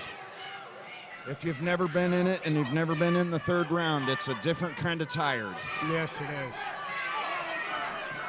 Oh, here we go. We got some slugging going on right back up against the ropes. Carrera stepping up in this fight. I've seen a lot of complaints out of Reno in this fight with complaining about head shots to the back of the head, shoulder shots, low blows. Now we got Anthony chasing down Reno. I don't know if that's such a great idea. No, Reno knows how to punch out of that position. Reno clinching up.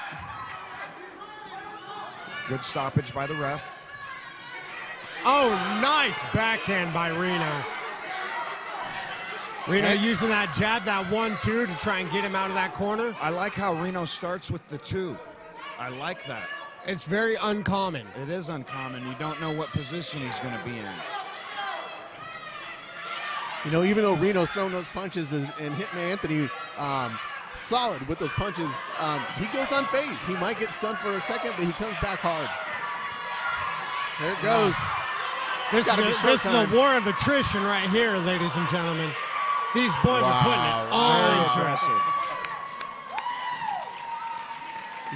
Reno just slipped that last uppercut coming from Sarion. That was a good respect, fight. Nice respect being shown out of Reno and Busby over here. He come over and gave the coaches a high five. Reno knows that Anthony did a good job in that fight. Anthony wasn't giving up. He was trying to stay inside. He was trying to fight the taller fighter. And sometimes it sucks being that shorter fighter because you like that accidental back of the head shot. Reno was pivoting out off them ropes, and it didn't look intentional by any means. Oh no! But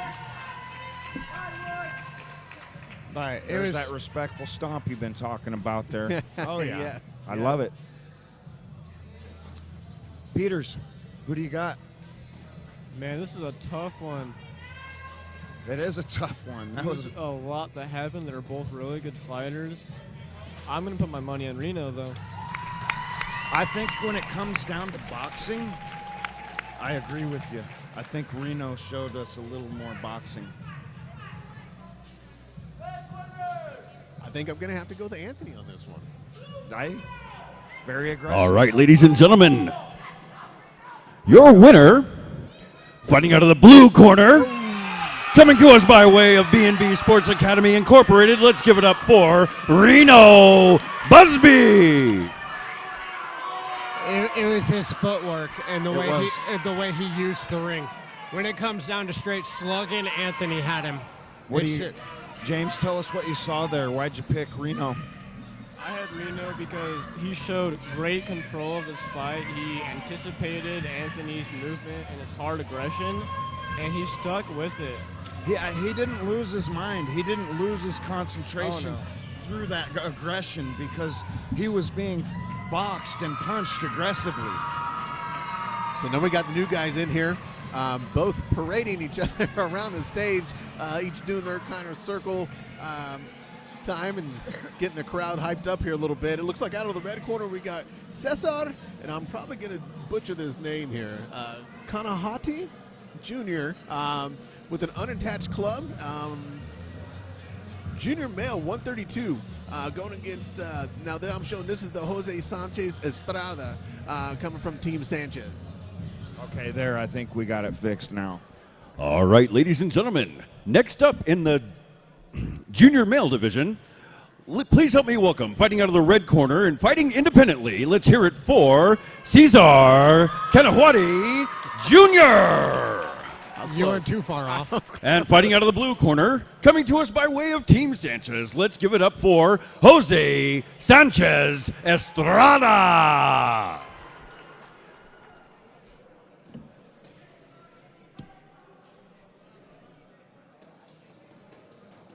Wow, this has been a great start to the Triple B this year. These kids have been putting in the work, and you can see it. Interestingly, we have Denver, Colorado versus Grand Island, Nebraska right here. 63 fights, it's said that Jose Sanchez Estrada. I don't know about that. Wow. That is a Caesar, lot of fights. 16. Can you pronounce that? I heard the announcer. Kanahati? Kanahati has 26 fights. We can just go by Caesar. Here we go, round one. Oh, Sanchez with a nice 1-2-3 combo. We do have some height in the ring right now. Yes, we do. Caesar's doing a great job using that jab. Oh, there we go. That low jab coming from the hip. Jose uses the same exact thing right back. Looks like Sanchez is going to try and sneak low, sneak uppercuts, sneak lower body shots in on the taller fighter. He's going to try and chop down that tree any way he can. Oh, there's a nice. That's a good way to do it. If you start working on the body, you can get there. One thing I've noticed, a lot of these fighters are using the check hook, their lead check hook a lot, which is nice. A little different than my favorite check. A paycheck. Nice. Nice uppercut by Caesar. Getting out. Caesar's doing a great job using his feet. Jose's doing a great job controlling the center of the ring, using nice short combos, keeping it active. He's not, see right there, that 1-2-3 to the body. That's Sanchez Estrada's game plan. He wants to control the middle there, and you can kind of see that. Yep. Well, if you look, most of the fighters we've watched tonight that have won have all controlled that center of the ring. They push their opponents out to the ropes and on the corner. Whoa, whoa. Oh. Not a punch there, guys. No. That was footing. I was in the ring last night. There's a little soft spot around there. Oh, almost overhand right. Sanchez just missed that. If that would have right. landed, it would have been hurt. There's that 1-2-3. Jose's utilizing that so well. Caesar's using that jab extremely effectively to hold Jose at bay. Cesar Kanahata Jr. is 16 years old, of course. He's fighting out of Grand Island, Nebraska. And when asked how did he get started in boxing, he gives credit to his dad and his grandpa, and he says that they were both boxers before him. So definitely carrying on a legacy. So he's a three-time, a third-generational boxer. That's amazing stuff there. James, did you get into this yourself? Is this just something you did on your own? Did your mom lead you into this? How did it happen? I can't wait to hear him tell this story. Always a great story. Thank you for asking. I think I was in 4th grade. I was getting my hair cut. And I'm sitting here talking to my mom, waiting to go actually get my hair cut. And we're talking about, I used to do Taekwondo for top tier before I did boxing. Yeah. And so we were talking about what else I could do. And my mom suggested boxing. I'm like, I'll think about it. Maybe I'll come up tonight since it's class. And JJ was sitting in the chair, getting his haircut, and he goes, "That's a great idea. I'll see you up there at 5:30. Oh, no! Oh, that was one heck of a hook. Left hook. That Oh, came my through. goodness. That was clean. I didn't get to see it, but Hopefully they pull up that replay, but that was beautiful. You have a right cross there, Josh? What No, happened? it was a lead hook, straight clean on the button. Right. And then here comes Jose trying to He's close him gonna try down. and address Oh my it God, out. he's swinging for the fences. He's got Sanchez is Caesar not pushed giving up any against the breathing ropes. room. Caesar has to move out of that. He's got to use that. He's got to use those feet. He's got to pivot out. Oh, Oh. there goes the towel. Towel's thrown. Ref needs to see Ref. the towel. Towel, ref. Wow, he took a punch. He got up, Hey, though. great, He got up. That great was- call, Coach. Here that it was a comes. great It call. should be coming up right here. Right here, if you watch this. Here's the replay, guys, on that solid punch. Or is this right what? Boom. Bam, There it right was. there. It was Body that hooks That was into a clean head. hook. Started at the body, came Worked- up with worked that up left to the hook. head. Beautiful boxing right And see, there. that's something I tell all the boys in the gym. Work that body, get them to drop them hands, drop them elbows, to clean hook right to the chin. Right. It did its job, and that was beautiful. Man, that was textbook. That was textbook right there. I mean, Sanchez. Good job. Good job. Sanchez came out at that point, and he just looked at it and said, "My cry 2 tears in a bucket," and took it to the stage. Wasn't that Oh, yeah. beautiful? Isn't that nice to see, Brian? Yeah, yeah, and you know, if you're here right next to ringside like we are, not only was it textbook, but the sound of it was just Like you It could, followed it. even with our headsets Yes. on, you could hear them. All right, You could- folks. Your winner for bout number 8. Fighting out of the blue corner, let's give it up for Jose Sanchez Estrada. That boy's got a huge future. Both of them do. Both of them do. You can tell they work hard in the gym, and you can tell they're in shape, and you can tell they're working on their boxing skills. Absolutely. So, I feel respectfully that was a tough matchup for Caesar. He stood up strong. He used his distance. He had a great game going in. He got caught unlucky. That was right It's- by Sanchez. the experience difference. Oh yeah. I would agree. It was the experience difference. See, right here, you can see Jose is using his lateral movement for that body shot. Beautiful. Those arms go down, fakes that body shot, boom! the Like, beautiful left hook from the bottom to the top. That experience, but Caesar did an amazing job. 60 bouts is a lot at 16 years old. Yeah. That averages out to 1 a year. If not, some of these kids are just, I mean, last year there was a kid that had over 140 fights. Oh yeah, I remember Like, that. That's I mean, serious he was out amateur of, career. Yeah, he was going for the junior Olympic team in there from South Dakota. Boy, is amazing. I wish we could remember his name and give him I some know, credit. right?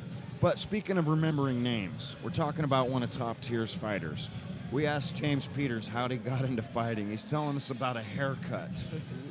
Coach JJ's sitting there and said, Can't "Sounds wait like to a see good you idea. there." I'll see you up there at 5 or 5:30." 5:30. And you said, "Okay." Exactly. And that's about all she wrote right there. Rest good is news. history. I love to hear those stories. Thanks for sharing Yes. that with us, James.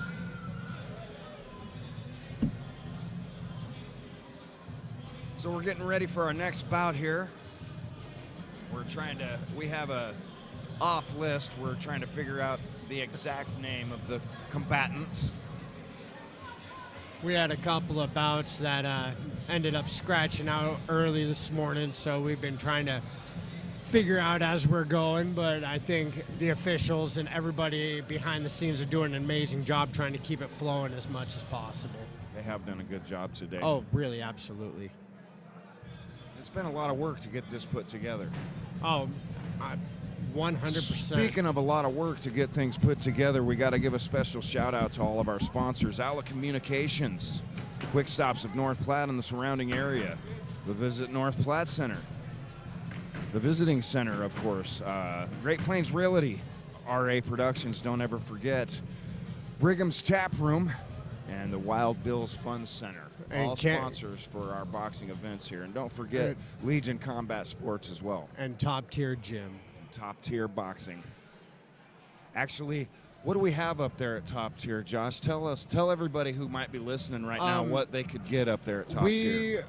At Top Tier, we are mostly a mixed martial arts combat gym, But we do have boxing classes 3 days a week, Tuesday, Friday, and Sundays. Yeah. But we do everything for kids in Taekwondo, beginning All right, jiu-jitsu. ladies and gentlemen, please help me welcome to the ring, fighting out of the red corner and coming to us by way of B&B Boxing Sports Academy Incorporated. Please welcome Adrian Barrera. And fighting out of the blue corner and coming to us by way of Icon Boxing, let's hear it for Joe Torres Valdez. So go ahead, finish what we do up at top tier. We do introduction to kickboxing. We do introduction to jiu-jitsu. We have advanced jiu-jitsu. We have advanced kickboxing. We have beginning boxing classes, advanced boxing. We do sparring. I mean, just about a little bit of everything that you'd want to do to be a great mixed martial artist. We offer those services up at top tier. Usually gyms open after 5 o'clock. Classes usually always start at 6:30. Oh, these boys are getting at it. I'm hoping these boys have great cardio because they're young.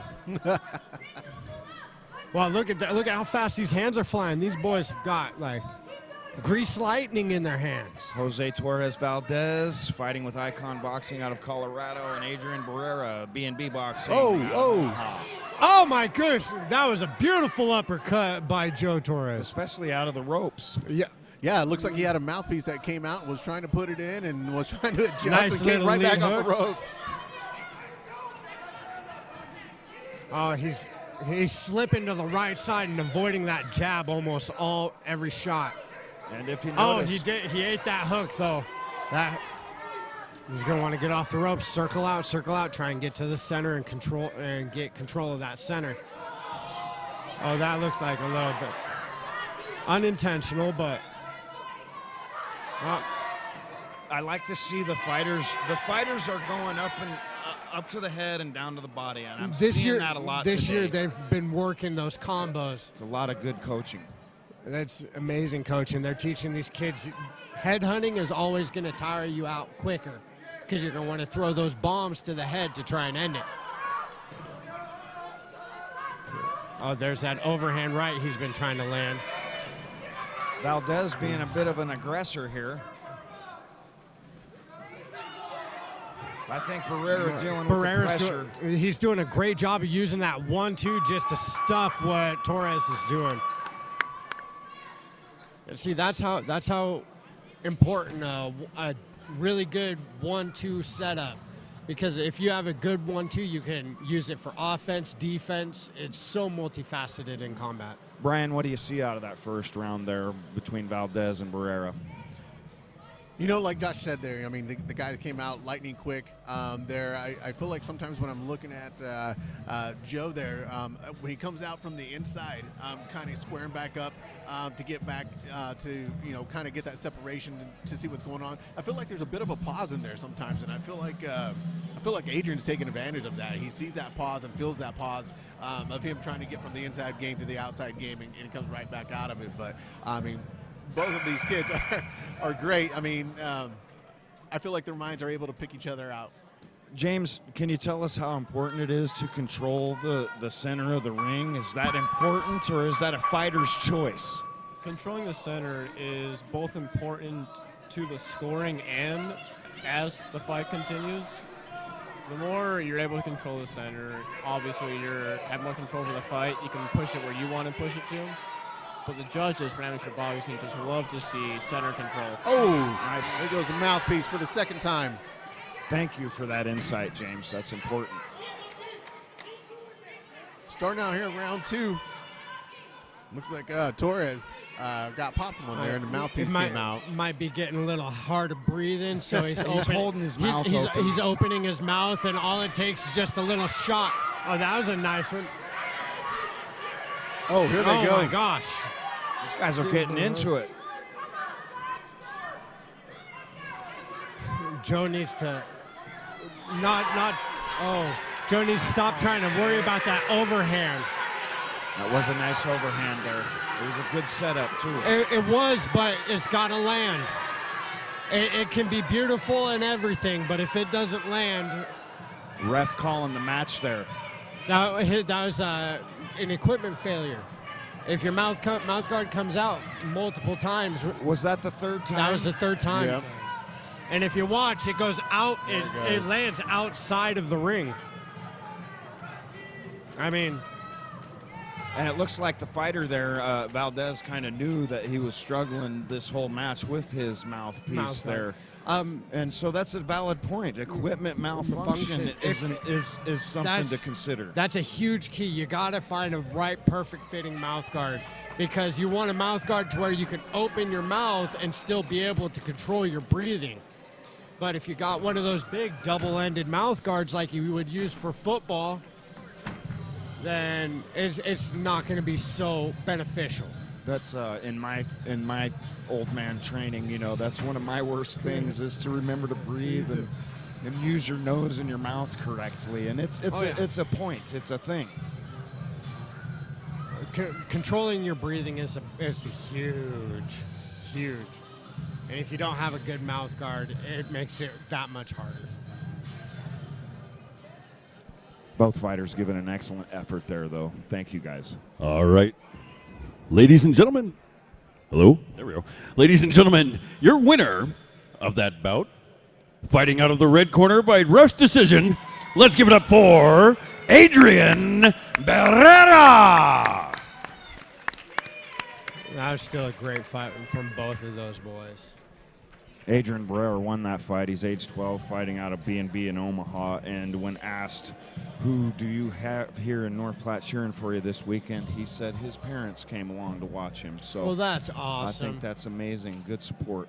Absolutely. Well, for these kids, it's having a great support system to come into the sport is a big key. Like if you don't have that support from your family and friends, then it kind of makes it hard to grow with the passion. If the passion can grow with your family and you, and it just makes it so much more fun. Yeah, it makes it a lot easier, you know, to appreciate the learning that you're doing, and not only that, but to have that family behind you and to have those family and friends behind you to not only celebrate those good times and those successes that you have, but also learning from those defeats that you get are just as important as those wins. Oh, we're going to be stepping up in weight class. What are we looking at, boys? So what we're looking at here, if my list is correct, here we're looking at the 165 guys here right now. Oh, so these are going to be 3 3-minute rounds. These are the elite male fighters. So okay, we're going to be expecting some big hitting right now. So here's in the red We'll corner see is some bombs. Andre Marquez, unattached club here in the elite male, as was stated there. And then in the blue corner, it looks like we have Eric Davis and Meraki Box club. There might be boxing, maybe.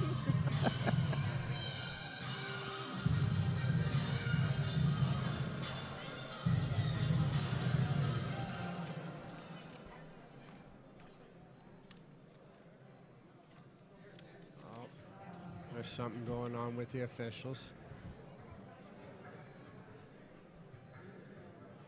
We do have two fighters ready. Yeah. I don't know if they're good.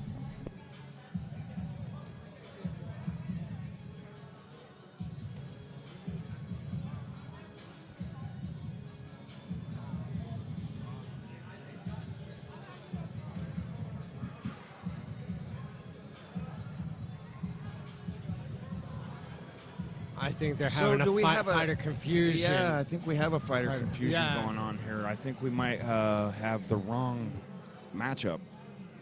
But we're still waiting to decide. It looks like they're getting it figured out.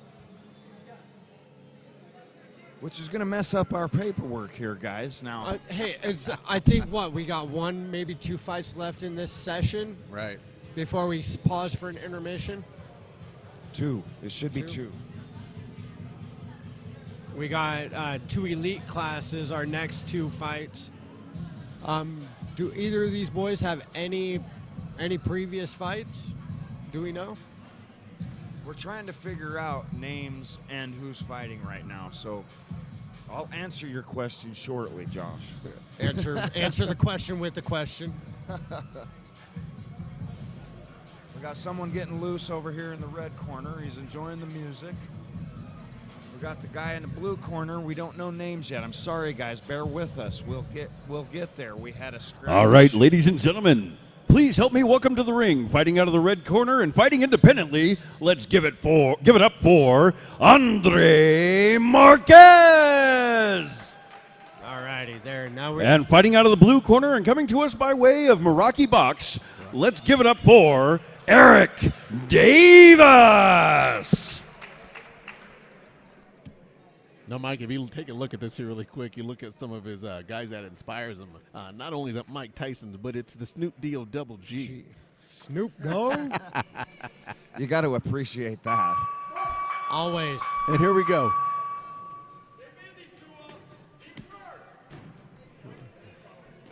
Oh, this is going to be a slobber knocker fight. This will be a slobber knocker. You got two heavier guys throwing bombs here. Probably won't be the prettiest footwork, but you know what? It'll be entertaining. So far, most of the fight taking place in the center of the ring. Ooh, there's one. Oh, wow.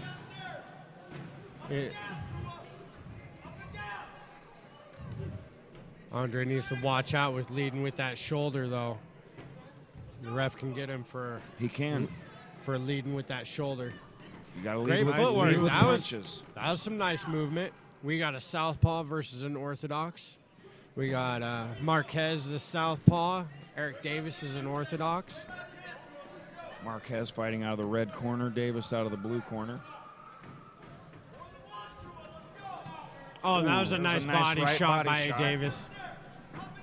Good timing. Marquez got a nice uppercut. He's finding a home for it about 70% of the time. Marquez absorbing that body shot well. You notice the ref said box there. He wants to see boxing. Yep, but hooks. I love them hooks, but you got to learn when to use them. Davis trying to keep his chin down. I think he needs to pay attention a little bit here to what's going on out of Marquez's corner, starting with the jab, the left jab.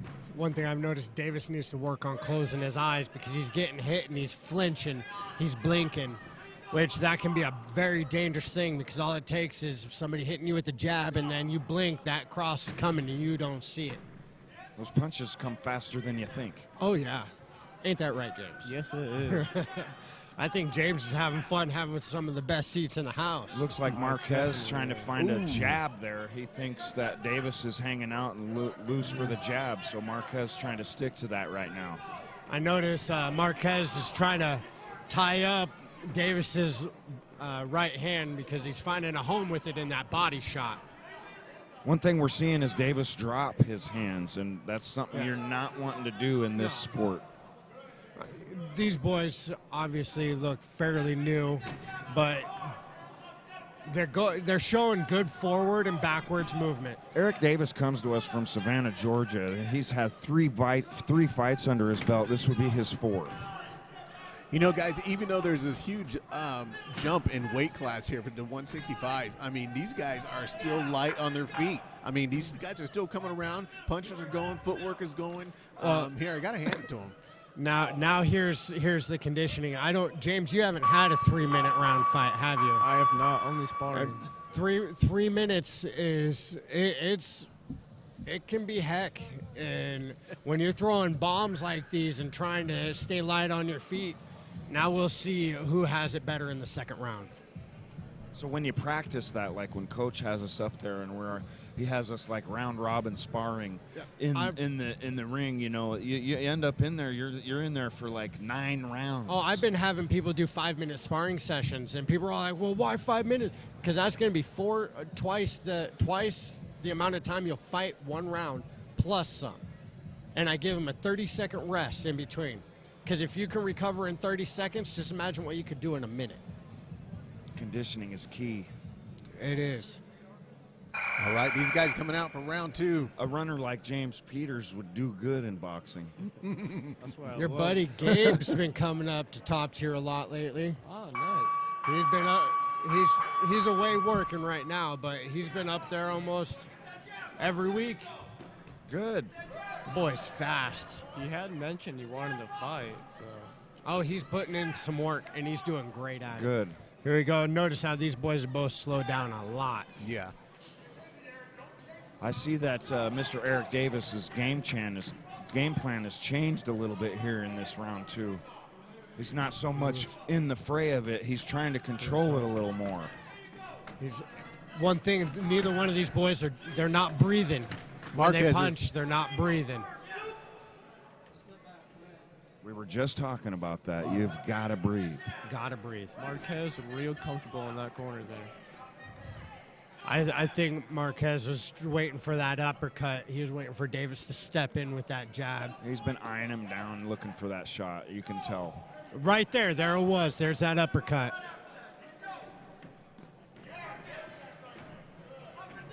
Now, the durability that we need to speak of out of Eric Davis, he has been taking some shots in this fight, and he's got a chin of granite. To be resilient. Both these guys have got a chin of granite because they're eating some big shots. May not be the prettiest, but they hurt nonetheless. Marquez trying to use some of what footwork he has left. I'm really wondering how much these boys have left in the gas tank at this point. It'll be an interesting round 3. Oh, yes. I'll watch the push. Nice combo by Marquez. Used that combo and used it to get out of the ring. Yep. Sure. I thought the ref was going to stop her. Yeah, no, he was warning Davis about framing up the head. You can frame at the shoulders, but once you start to frame the head, that's when the ref's going to look into fighter safety. Exactly. So it looks like Davis might have just stumbled there a little bit. Probably not necessarily from a punch, but that gas tank is starting to get low. Agreed. Yeah. Well, 3-minute rounds is, we've been watching 2-minute boxing rounds, but 3 minutes. Yeah. Like, it's a lot. 1 minute makes a huge difference at this pace. And you got to try and keep it up because you want to impress the ref, you want to impress the judges. You want to impress your coaches. You want to impress yourself. You want to impress everybody around you. So that's why these boys are leaving it all out there. Look like Marquez got him with the double jab there. Hit them both. I need Marquez to keep his hands up, though. If I were his coach, I'd be like, don't drop your hands like that. He's doing a great job of doing like a Sean Strickland Philly shell. Yeah. I will give him that. He's keeping them punches hitting to the top of the headgear. That way his chin is protected. So in boxing, there's a setup, there's a show, there's something you're doing to your opponent, and I think that's part of his setup or his show. He's trying to draw Davis in a little bit and come up with that rear uppercut. Because I noticed he's been trying to get that shot. And, I mean, that shot wobbled Davis in round 1. So, of course, you're going to try and see if it's going to work again. What do you see out of 2 rounds there, Soto?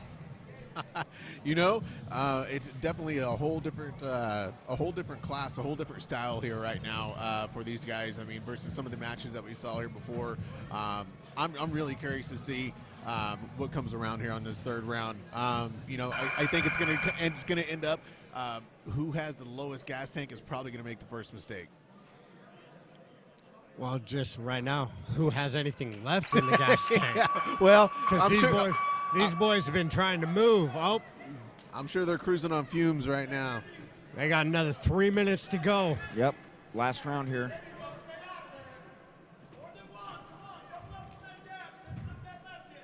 Marquez leading with that right really well. Yeah, he is. See, there's that little Strickland Philly shell. Right like that. Yep, I see it. He's doing a great job of getting that rear hand up to protect his face. If he wasn't doing such a great job at that, he would have eaten some really nasty shots. There's other fighters that would probably take more of an advantage of that openness there. Yeah. I mean, but Davis, he's doing a great job keeping a close guard. It's just when he goes on the offensive, he wants to keep his hands up at his chin. not wait till his opponent comes in to bring his hands up. He wants to go into with his hands already ready to bomb. I can tell you this: Andre Marquez has provided some confusion in the ring tonight. Eric Davis not finding a game plan or a fight plan really yet here in the third round. By Davis. I mean, Davis is landing some clean shots. When he's landed some clean shots. He's charging forward. Ooh. Oh, there is a nice body shot. Just don't stop, Davis. Keep pushing it. You can see Marquez is getting real comfortable with his spacing. He is. Davis is really loading up those punches, too. He's looking for that. Oh, there's that uppercut by Davis. Marquez trying to go for that body shot, that deep body shot. Davis needs to keep his heels planted, his feet on the ground. He's starting to get a little tired, and you can tell because when he throws a big back hook with his rear hand, he's bringing his back foot up right like that, bringing his back foot like right off the ground. He's losing all that power that he's trying to generate just by bringing that foot up. Valid point there, Josh. Davis looks frustrated because Marquez is making him chase him. At this point, Marquez needs to move around the ring and kind of keep Davis at a distance, and I think he'll wind up with a victory here. Watch out. Don't do that. No. Don't do that. Definitely not. The ref can call that as a count. Yes, he can.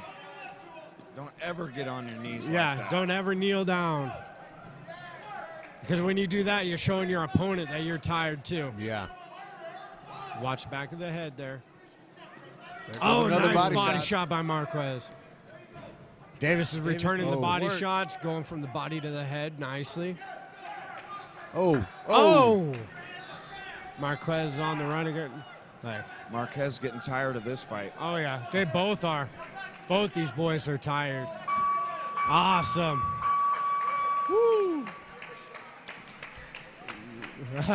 you can see who's. That was. Yeah. Well, I give it to Andre Marquez there. I'd have to agree because he stayed busy more.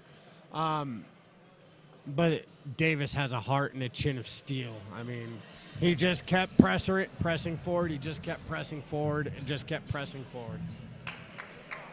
Davis said he discovered his boxing gym and then realized that he liked boxing, so that's why he stuck it out. Hey, he did a great job.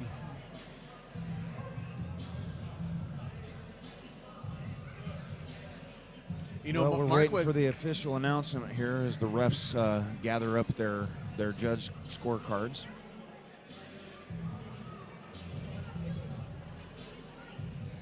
Another nice job by an excellent reffing crew. Marquez looks exhausted.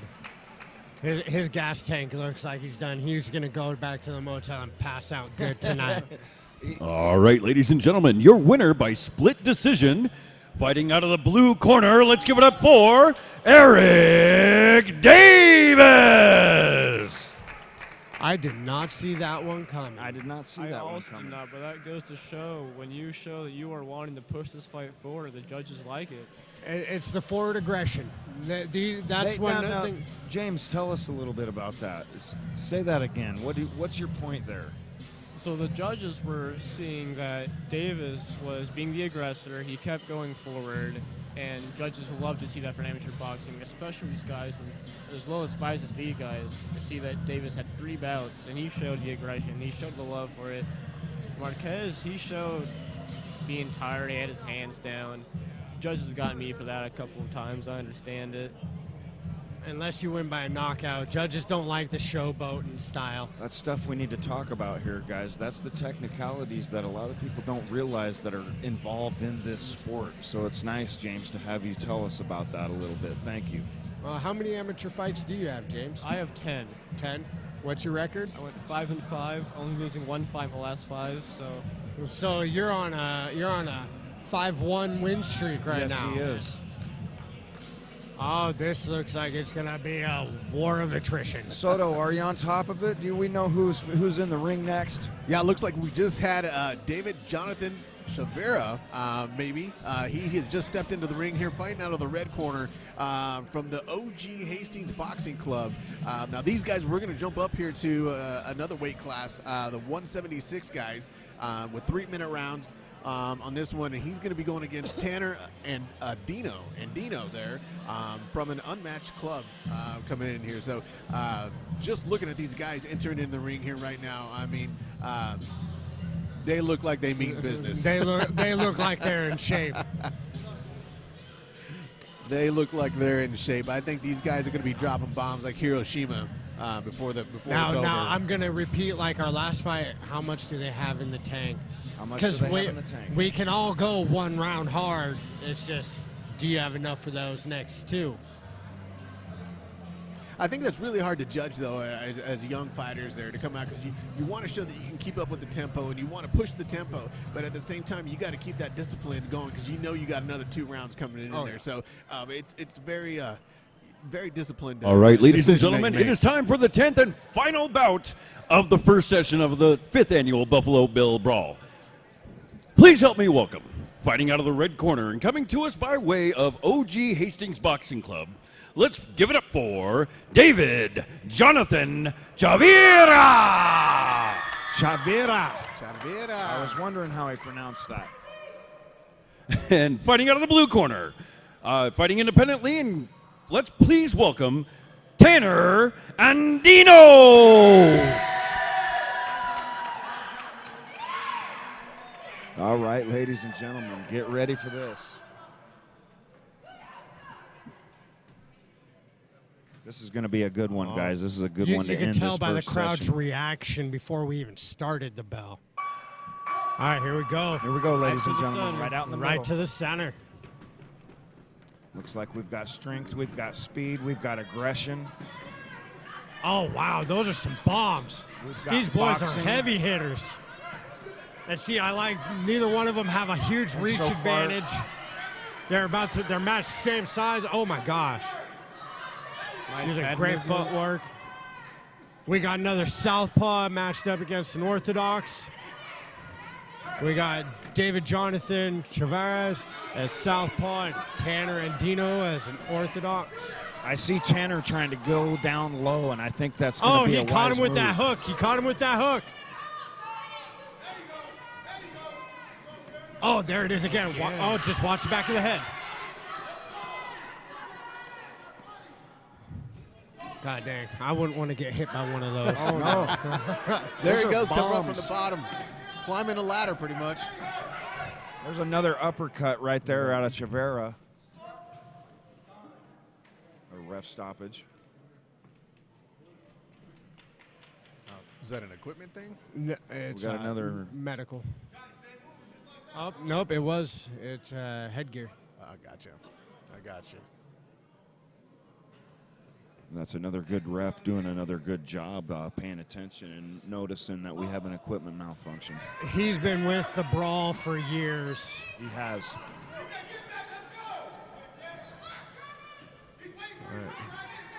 Both fighters still filling switching each other stances. out. Yep. Yeah. Switching stances right quickly, right before he was going to go in for his shots.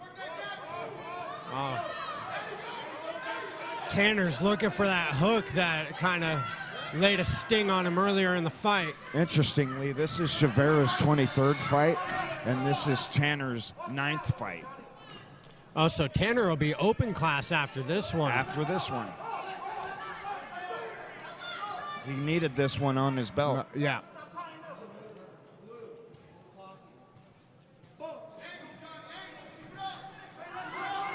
Oh, both of them with a jab. It's pretty stiff. Yep. Oh, great head movement by Tanner trying to work in for that hook. You got David doing great footwork. Oh. It's a good break.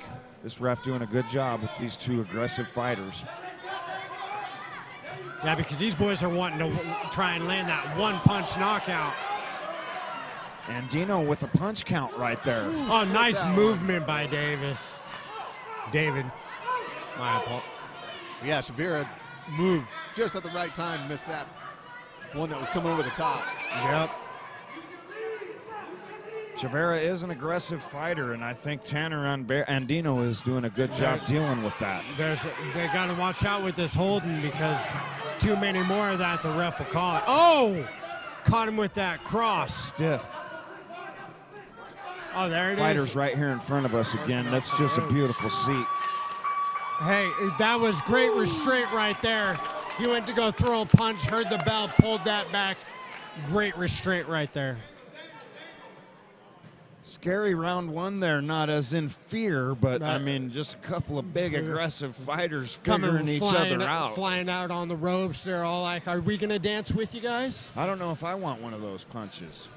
You know, and these guys, I mean, they're coming at each other aggressively, no doubt about it. But, I mean, talk about a really good, equally matched matchup here. I mean, how many times have you seen them both throw a jab and both get hit by the jab at the same exact time? I mean, they are very equally matched. This is a great match that's coming up here right now.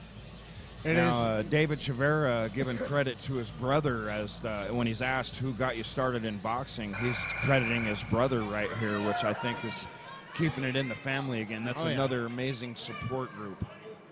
All right, guys, here we go, round two. Round two.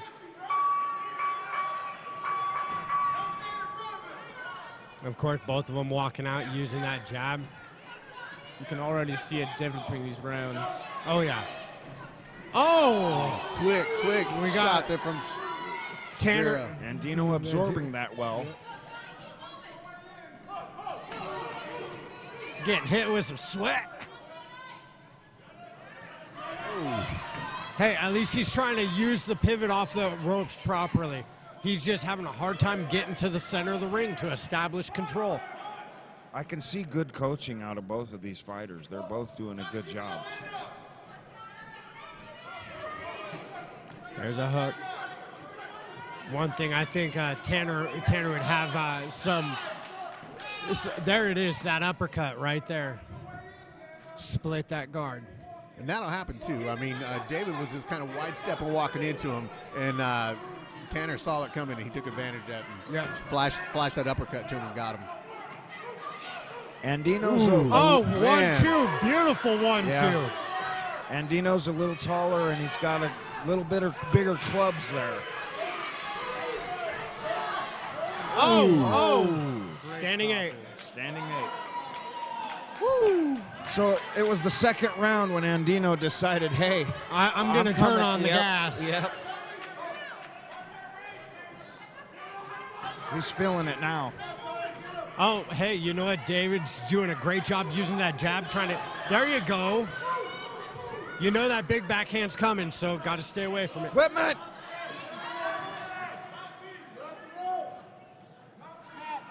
Equipment!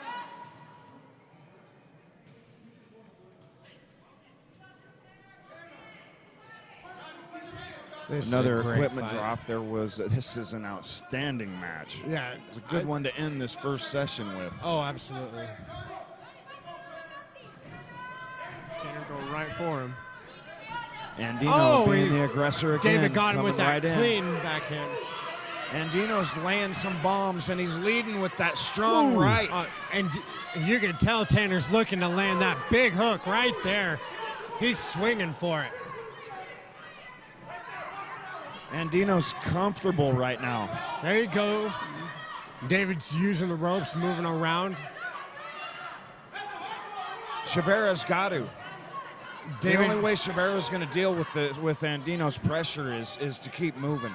If I was David, I'd be feinting a lead hook coming back with the rear because Tanner's starting to drop those hands because he's getting the better of the exchanges. See, right there. I'd have done a 3-4 hook combo. You're going to have to box Andino because it looks like he's got quite a chin, too. Yeah, he does. So he's going to take your punches. You just got to find that sweet spot. Yep. The sweet science. Oh, man. Outstanding.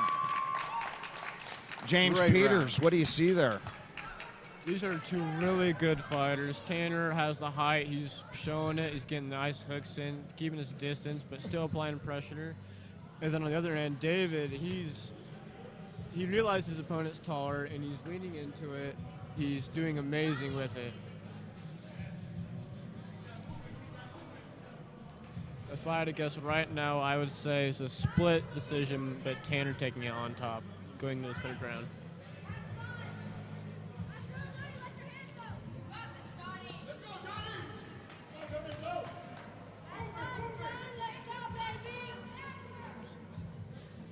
All right. So what do you think? I think David's gonna have to come out and leave it all on the line this last round. It's going to be a very decisive last round. Yeah, he's gonna have to. Like I'm saying, he should wait for Tanner to drop those arms, and get him with a 3-4 combo.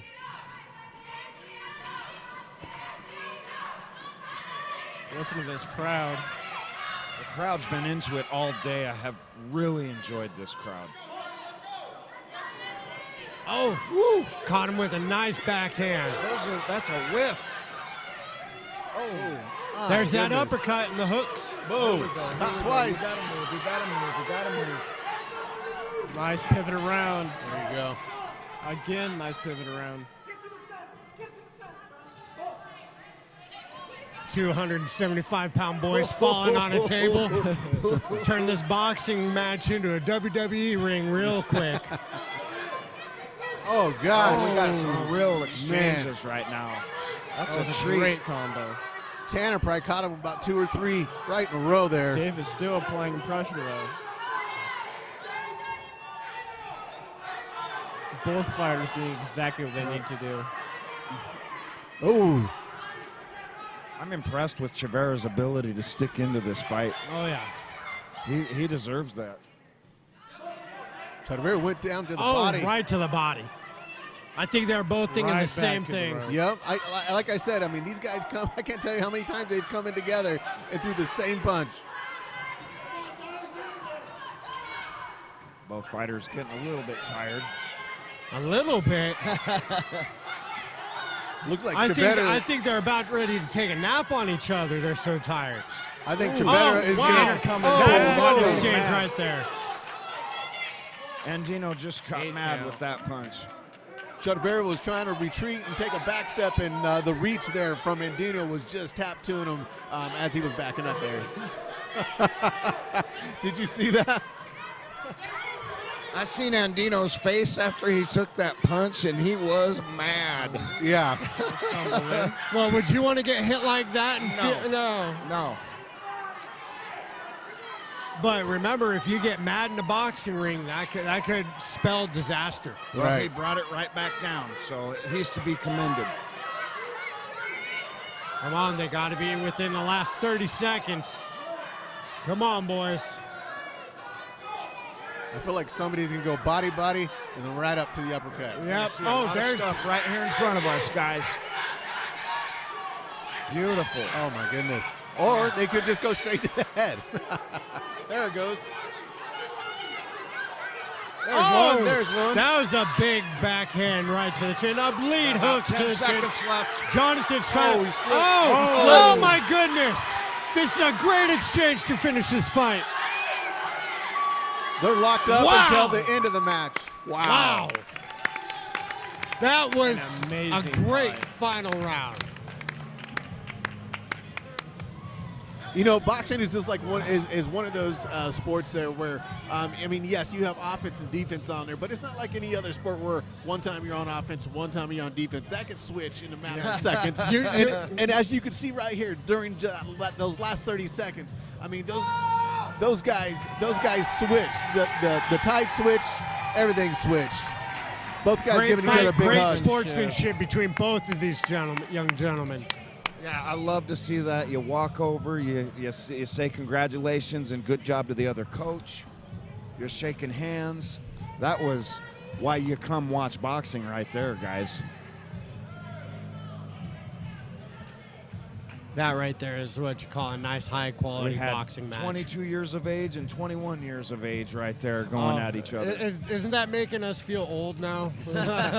Hey, I'm old, I'll admit it. When you hit 40, you start like, I'm old, I'll admit it. When you're at the mid-30s, you're like, I'm not old yet. Not yet. All right. Ladies and gentlemen, your winner for bout number 10 and the final bout of the afternoon session of the 5th annual Buffalo Bill Brawl is by split decision. Fighting out of the blue corner, let's give it up for Tanner Andino. That had to have been a I close thought split. Andino- That was a close split. Very close split. I do not take any wing away from David Chavera. All right, that's what I like to David hear. Chavera is an excellent All right, that is the boxer. end of the afternoon session. We will be back at 5 p.m. We got more fights for you, so come on back. Don't go anywhere. If you want to stick around, we got concessions right over there. You don't even have to go to a restaurant. We can get you food, anything you need. Come on back at 5 o'clock. We'll see you then. All righty. So I was saying I'm not taking anything away from David Chavera there. He boxed a really good fight. He stayed in it. He stayed in with the aggressive I mean, look at these Andino. shots he's eating right here. Bam, bam. That's a three-piece combo straight to the chin, and he didn't even drop. And Dino's punches are solid. I mean, both these boys are built like Sherman tanks. That was a special treat. Yeah, that is on there. So we just got some notification there. It looks like we got some views. We got 1,200 people streaming. That's wait. Say that again. What did you just say? Was it 1,200 or 1,200? No, you're right. 1,200. That's beautiful. I thought I was reading that right. What a good thing, guys. I may be going blind, but I'm not that blind yet. Now, real quick, I'm going to run through the sponsors here and remind everybody that we're going to be back. We're taking a 2-hour break, so don't lose your stream. Stick to the stream. We'll be back at 5 o'clock. Special thanks to Allo Communications for sponsoring the BBB. We need you. Special thanks to the Quick Stops of the North Platte and surrounding areas. We need you. Thank you for supporting this. Special thanks to the Visit North Platte Visitor Center. Special thanks to Great Plains Realty. A special thanks to RA Productions. I mean, without you guys, this stuff wouldn't be happening. Special thanks to Brigham's Tack Room for letting us come in and do the weigh-ins and have all that pageantry and all the pictures and everything happen the day before. We give a special thanks to Wild Bill's Fun Center. Guys, we give a special thanks to everybody who comes out, all the fans, all the people who come out here and volunteer for RA Productions. Special thanks to you. Without you, this can't happen. And thanks everybody for tuning in, and make sure you come back at 5.